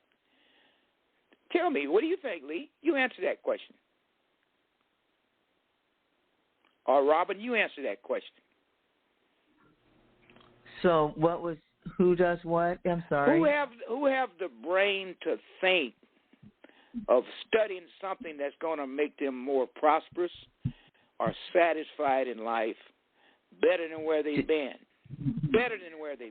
Okay. Well, if you're struggling to go broke, you'll be motivated to study. That's right. Well, for instance, you know, there's a lot of people that let's say they go to the college route, so they're 4 years there, and they looking at that's their ticket to prosperity or make a comfortable life. So they graduate and then then they find out, well, you know what, maybe I need to go back to school and get a master's degree. So they go back and get a master's degree, and they're still broke. And they said, well, maybe I'll join Amway or Mary Kay, and that'll work. And you know, so it does. You know, you sort of got to figure it out. That's you the key. But what I like about the Amish, because people that are 8 years old probably have heard of Amish in their history lessons. Oh yeah, Lee, they grow up with that, man. If I had to do it, like particularly if I had kids. I mean, because, all right, Amish go to academic school grades 1 to 8. Mm-hmm. All right, that's it. From what we call ninth grade, they're 14-year-olds and 15-year-olds. That's when they start learning officially learning the family business. Mm-hmm. So essentially, a 17 or 18-year-old Amish person, male or female, has more business acumen and experience than somebody who just has an MBA from Harvard or Yale University. That's a fact. Because the person who went to Harvard, they're just dealing with books and memorization and passing tests. Mm-hmm. It's true. That's it. It's true. And speaking of Harvard or Yale, like with Harvard, Bill Gates dropped out of Harvard. Yes, that's right. Like with his first year, and Mark Zuckerberg, he dropped out after the first semester. Right. It wasn't about education. No, it wasn't. See, but now the reason why I got my degree is because at that time, and I'm gonna say this, I was insecure because I had no work experience. I was really just drifting until I was 18 years old because my mother spoiled us. My brother and I, which he passed on now. My younger brother, we were 5 siblings in the family. The girls, she got a hard down on the girls, but the boys she pampered.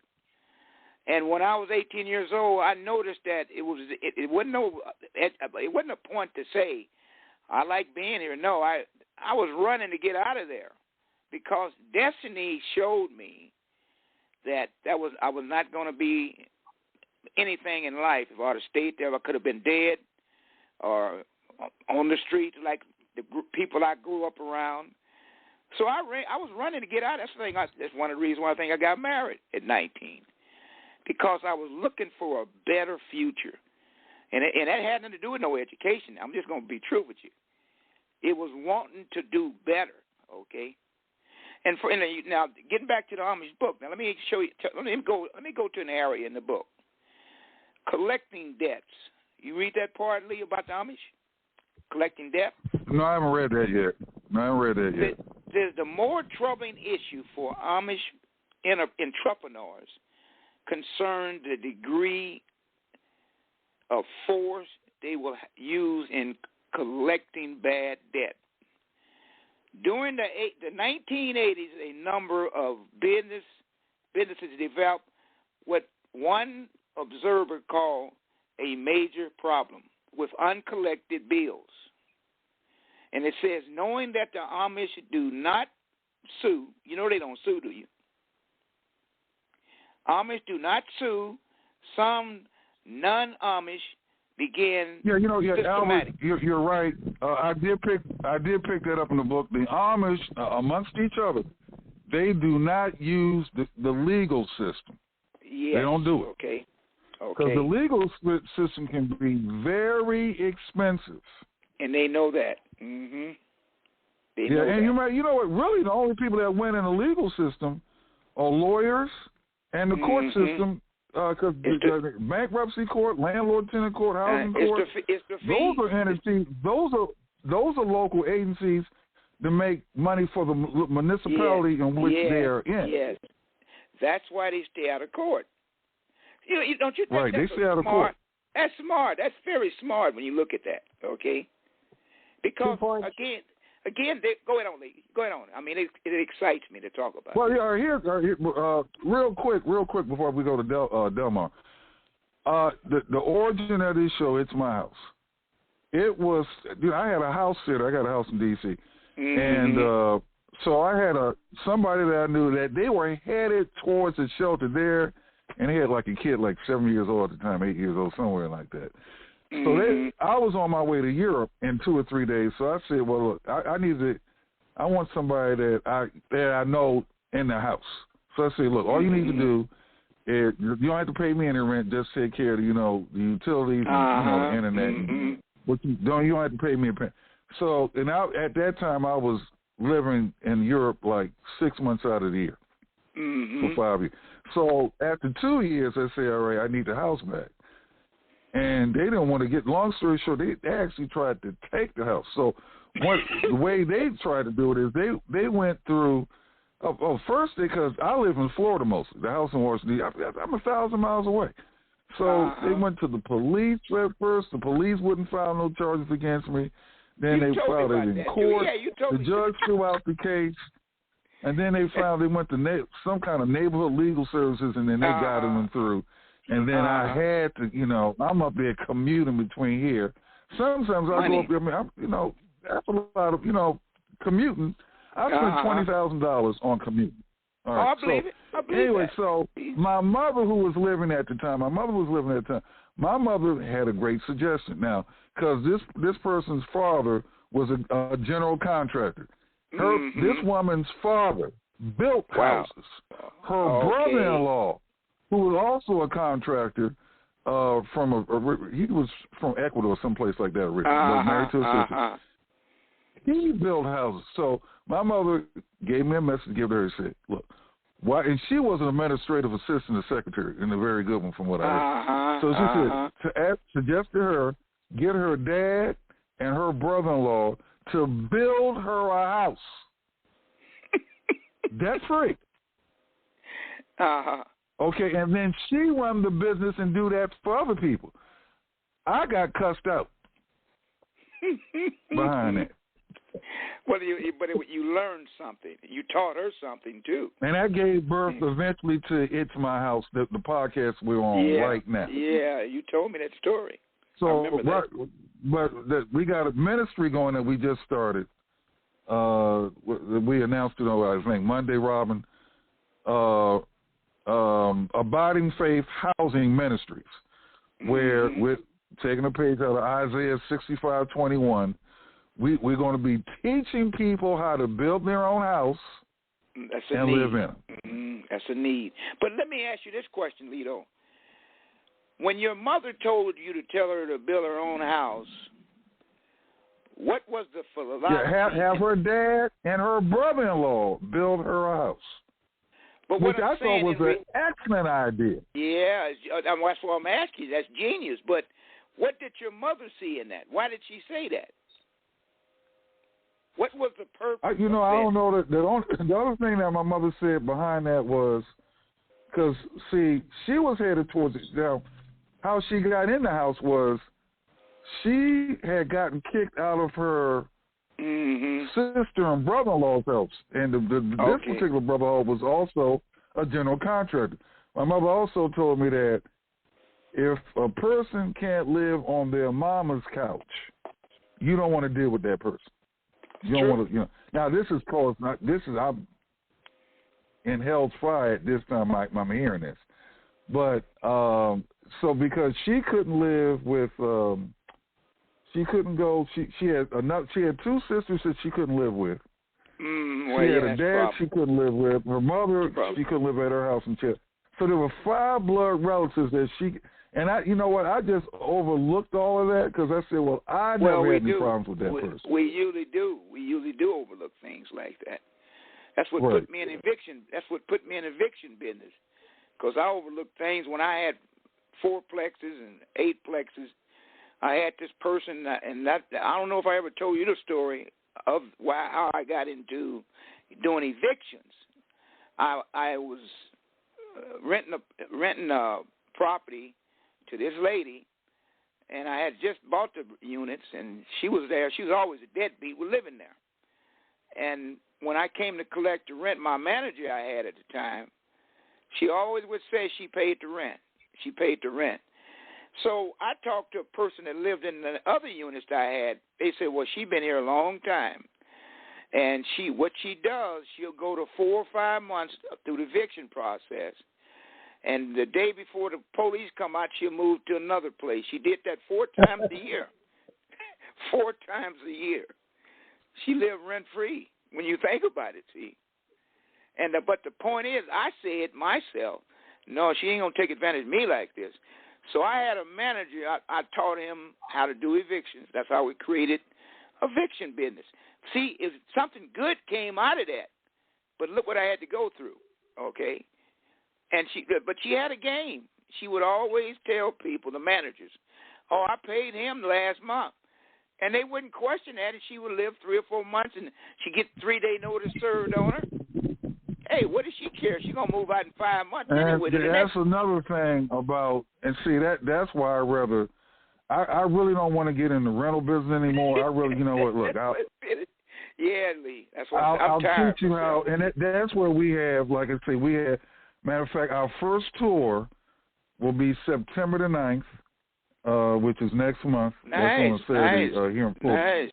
Mm. But the name of it is Abiding Faith Housing Ministries.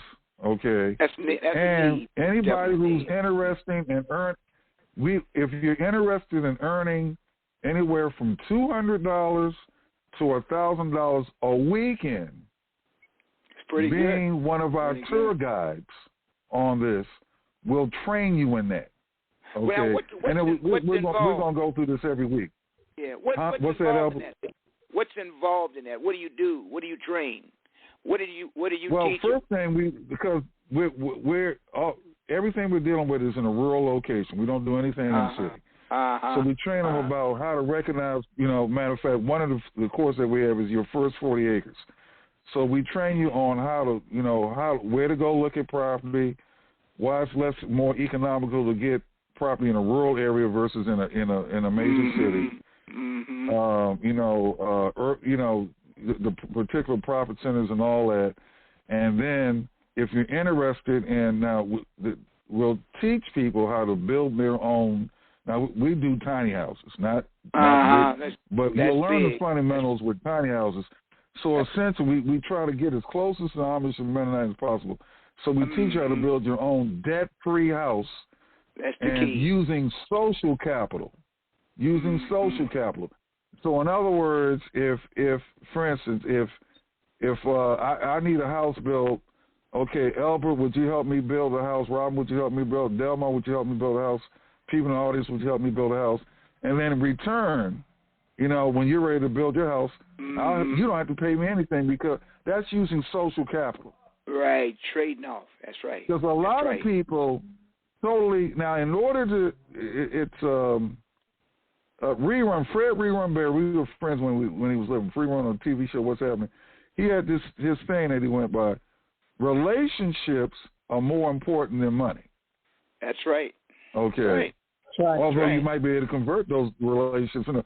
So if I, and this is what the Amish and the Mennonite do. So if you finance your home using social capital, Okay, and I'm not going to play it today because we're almost out of time.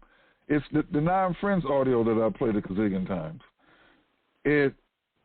How did these people, and this story was, it could be anybody. They were Mexicans, but it could be anybody. Mm-hmm. Mm-hmm. 9 pickup trucks showed up.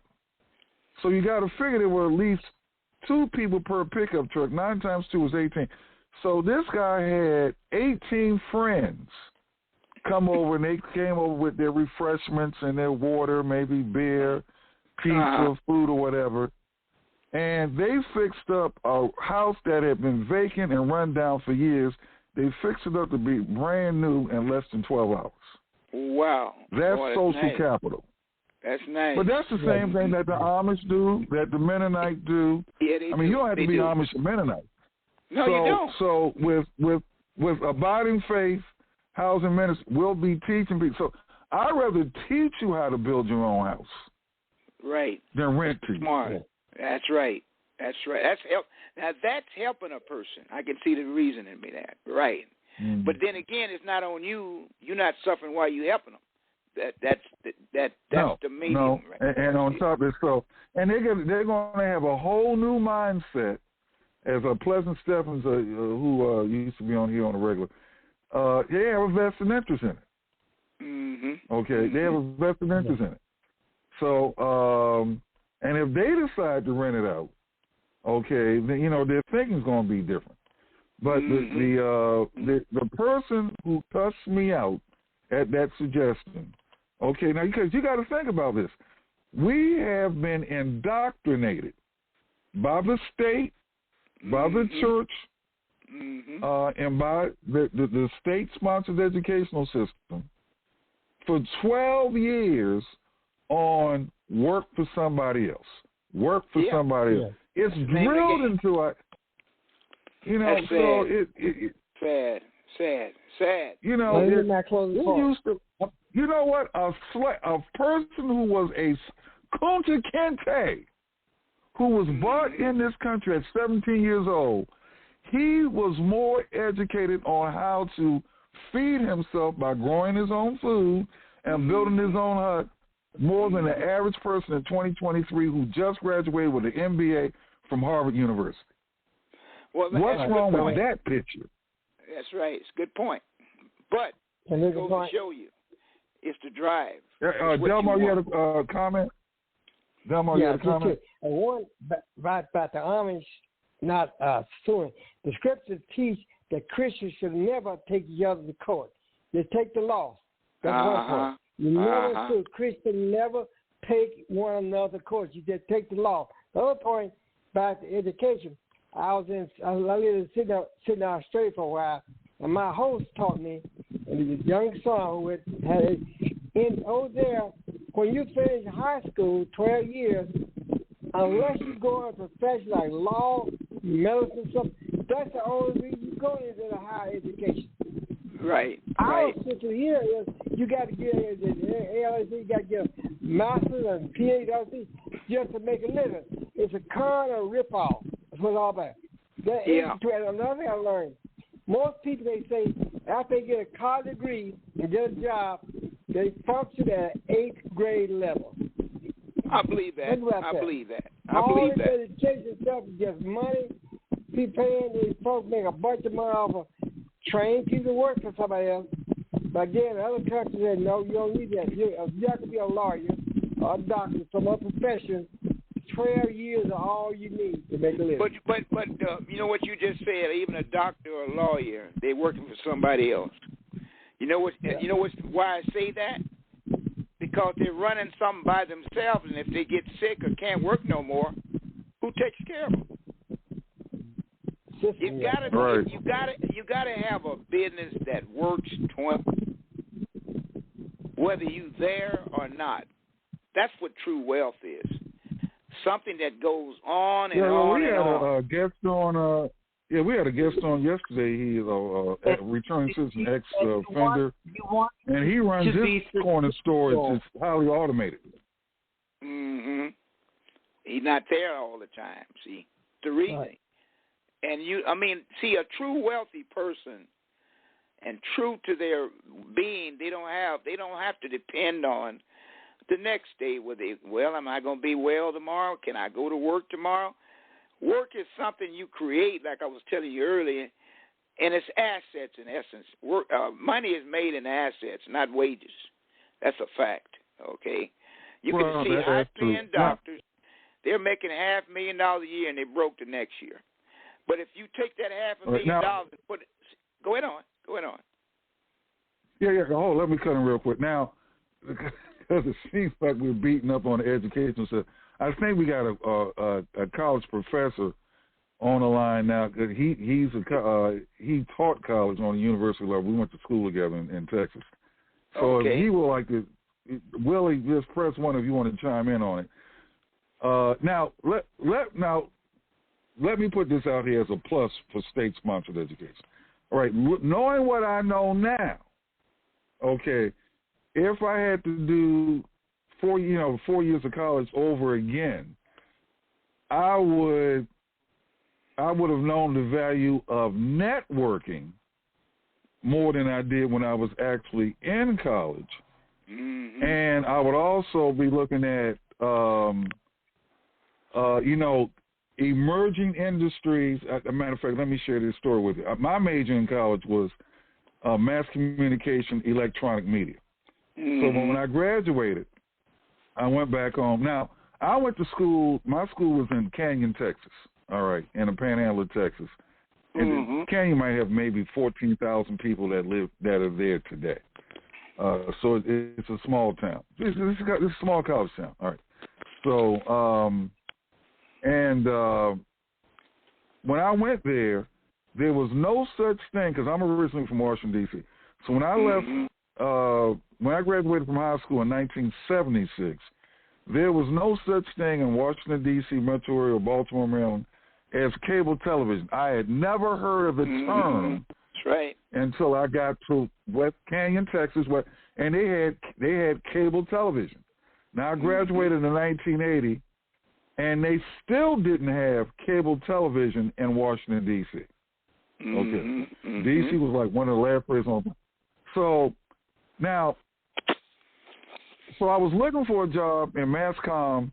I was going through the white pages, and I saw the name of this company, and, some ways I went up to Capitol Hill, and the name of the company was Gap Communications. I think the lady, her name was Diana Winthrop or something like that. She passed on. But anyway, so she gave me a contact that she had, and it was in the Georgetown section of Washington, D.C., and this particular business was located, you had to go through the alley. There was no front entrance there was a front entrance to the building. These people, their rent schedule delegated them to the rear of the building, down the stairs, to this one-room office. Okay. There was one employee. All right. Now, knowing what I know now, I would have volunteered for this and worked for nothing for this particular organization. The name of the organization was CNN. Now, that's why I would say I would tell college students today, if you're going to go to college, your most valuable skill set is networking and developing and maintaining relationships. Look at emerging industries, look at small companies, and think 5, 10, 15, 20, if you can, 30 years out. That's right. Because the person that you're sitting in classroom today might be Mark Zuckerberg or might be Bill Gates. That's right. You just never know. I remember CNN when they had an office off the alley. Yeah, Glenn Turner. I remember Glenn Turner. You go to D.C. now, they got a big office with floors and everything. Oh, yeah, so, all over the world. All over I would recommend that. It's all over the nation now. They're global. Yeah, they're global. We got another caller here. 309 area code. Your mic is open. 309. Good morning, L.A., Robin. Yes, sir. I just was able to get on. Can you hear me? This is Chris Collins. All right, cool. I was listening from Grasshopper, but for some reason, I don't know if it's showing up on the switchboard or not. So I switched over to another phone because I've been really enjoying this. And very nice to meet you, with guest here today. Elbert, Elbert. Yeah, glad to meet you. Glad to meet you as well. Albert. Man, you're definitely a knowledgeable person, and I love the humbleness of you. It's been a very nice pleasure to sit here and listen. Yeah, I was raised humble. I'm cutting in on you. Go ahead on. I'm listening to you. I appreciate it. You know, that's the thing. We kind of all need to humble back a little bit. Yes, and that's the problem. See, we have too many people of us. We get a little dime, they don't want to share it. You know what I mean? But I taught my kids. I got three children. I got 2 boys and 1 girl. I taught my kids, like you just brought up earlier, don't forget where you came from, okay?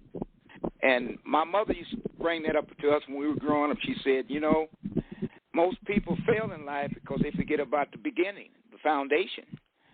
And we were talking about, I had a subject about a couple of months on what we're talking about right now. My son is an attorney up in the Bay Area. He works for the state. Then he runs his own, but he got a doctorate degree in law.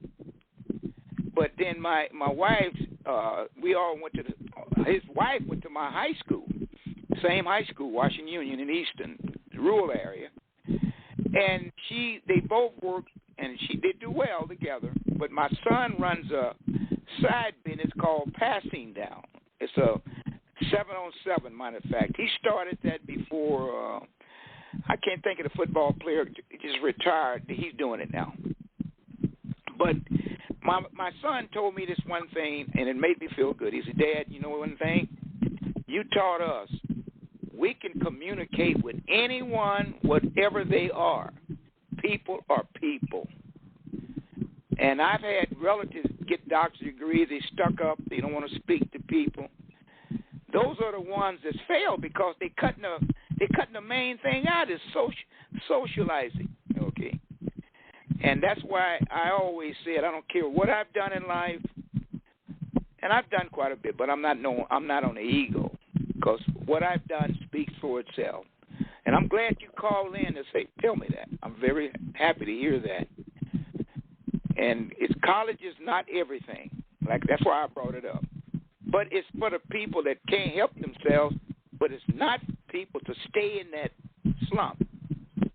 I don't know what you think about it, but I've been teaching a lot of growth. Well, you know what? YouTube, Elbert, YouTube is an educational disruptor because, I mean, I'm sure all of us on here, we haven't been able to do something. You know, I call it YouTube, not only me, but a lot of people call it YouTube University. Because if you don't know how to unstop a toilet or get an air conditioning going, or you want to put on a roof or build a tiny house or clear up acne or whatever, there's somebody or a lot of people who have these how-to videos on YouTube. Mm-hmm. So, why do you think they have that? You know, what do you think they're doing on YouTube too with that? What give me your feelings about that? Well, people are educating themselves and they're educating others. I mean, some people have set up. There's a lot of de facto schools that are set up. Yeah. You know, you remember that? You can remember get they right say, through the meat. Well, knowledge. You got a smart guy on the phone now. Knowledge is power. Okay. And it's really not how you get it. As long as you get it, you understand what you're seeing or hearing. Exactly. Because you have these YouTubers that we're talking about there are YouTubers out there that are not even 25 years old that have visited. Well, they've visited every country on the planet, and some of them make $15,000 to $35,000 a month or a lot more. Now, I'm looking at a lot of these people these travel vloggers on YouTube, and the common denominator is they don't have a mortgage payment. They have not allowed themselves to get into 30 years worth of debt. Most of them, matter of fact, if not all of them, they don't own a car. They don't have a car note. So when you don't have a car note, and there are a lot of them don't have college debt. So when you don't have college debt, you don't have a car note, and you don't have a 30-year mortgage on you, you got a head start already. You can travel the world and get educated that way. Yeah, but you know, let me say this, Lee. You got your other people on your line there, clients there. Let me say this. You know what I would do you know what I would tell a person that maybe would come to me right now and say, Elbert, what should I do with my life? Because my grandson did it. That's why I'm talking from my own experience. They might not want to go to college. They might, and they'll come to you and say, well, what can I do to make money and have a decent family and be comfortable when I get older? You know what I tell them to do? If you don't want to go to college, take a vocational or training in vocational, because the trades are always needed. We own a home. We need plumbing work. We need faucet work. We need ACs worked on. That would be the person that is not interested in college. And maybe if they get that start from the beginning like that, it'll motivate them to go further if they want to pursue other things in college.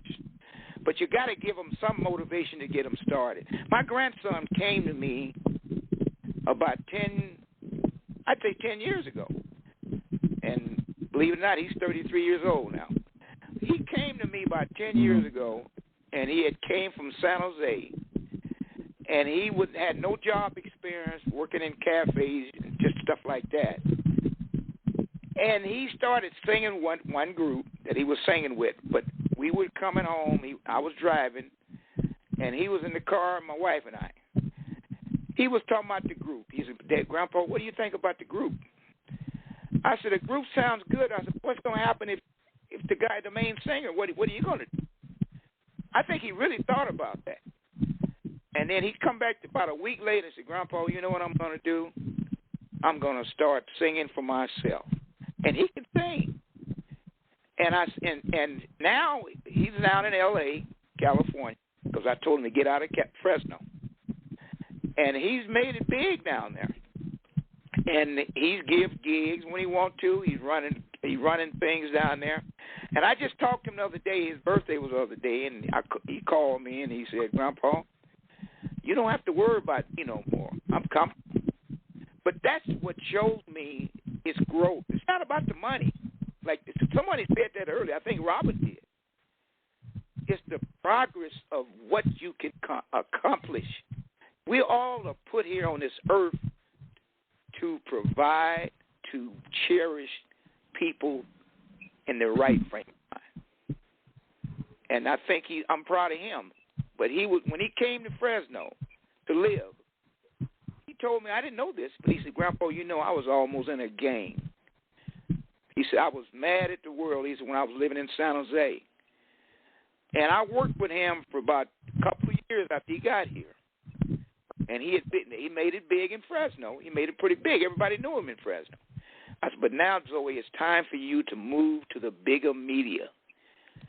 And he didn't want to go to school because he went to City College for about one semester here.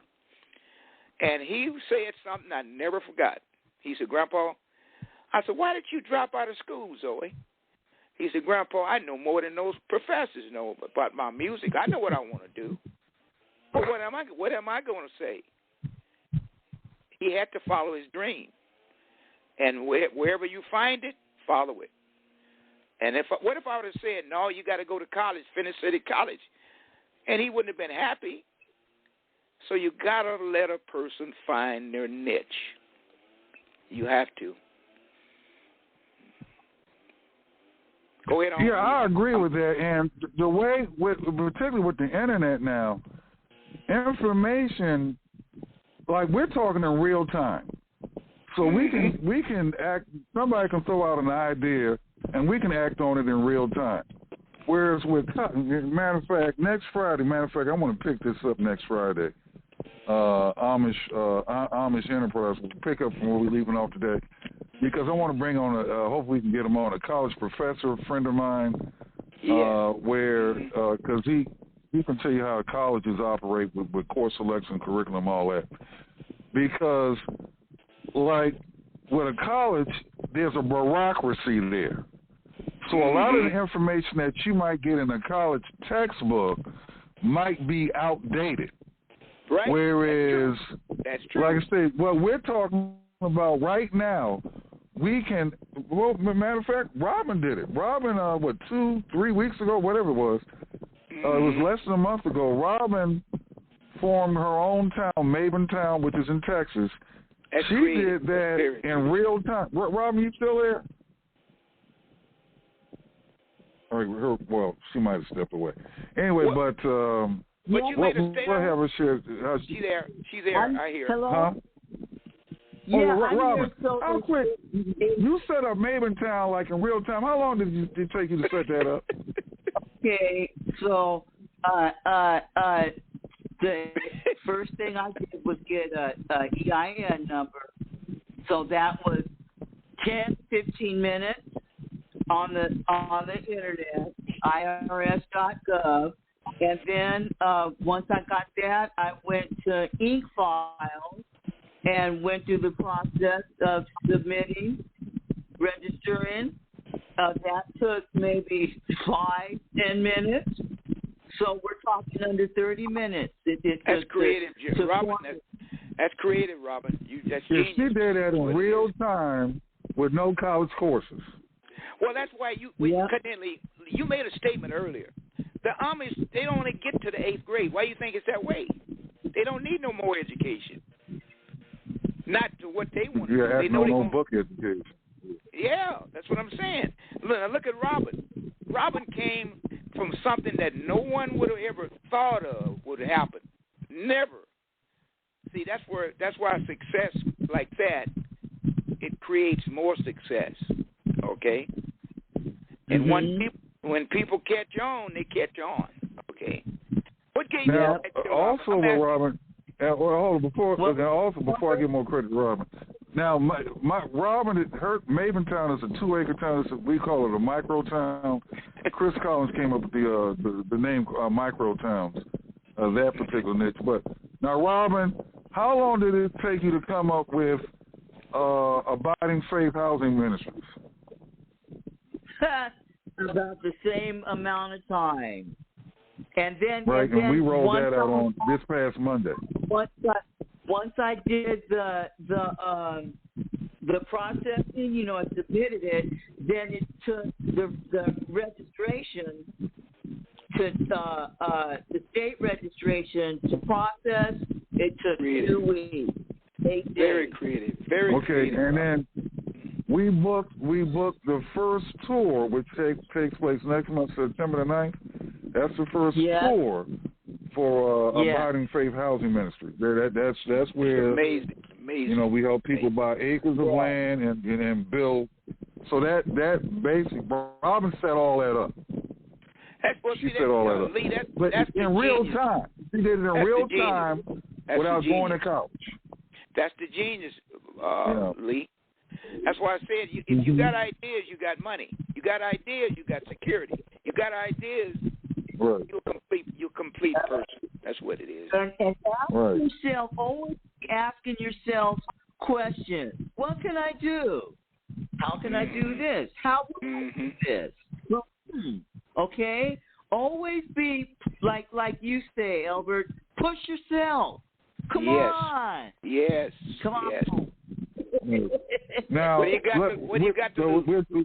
Let me wrap it up Let me wrap it up now, for people that are interested, you don't have to have any experience, we'll train you, and interested in becoming tour guides for, the Abiding Faith Housing Ministries, where we teach people how to buy land by the acre. That's the main thing. If you want to learn how to build your own house, we'll do that. But to be a tour guide, you can earn anywhere from $200 to $1,000 a weekend. That's good. Go ahead, Rob. Good. What will the tour guides be doing, L.A.? Well, after we train them, they'll be basically giving tours like we got this 5 acres here, 10 acres here, 20 acres here.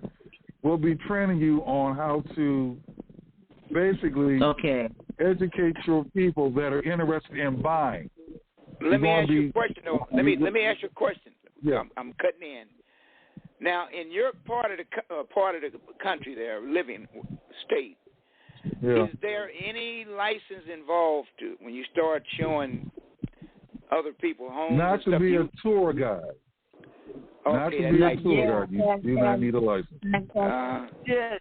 Listen, Elbert, we're not doing real estate, and we're not doing that.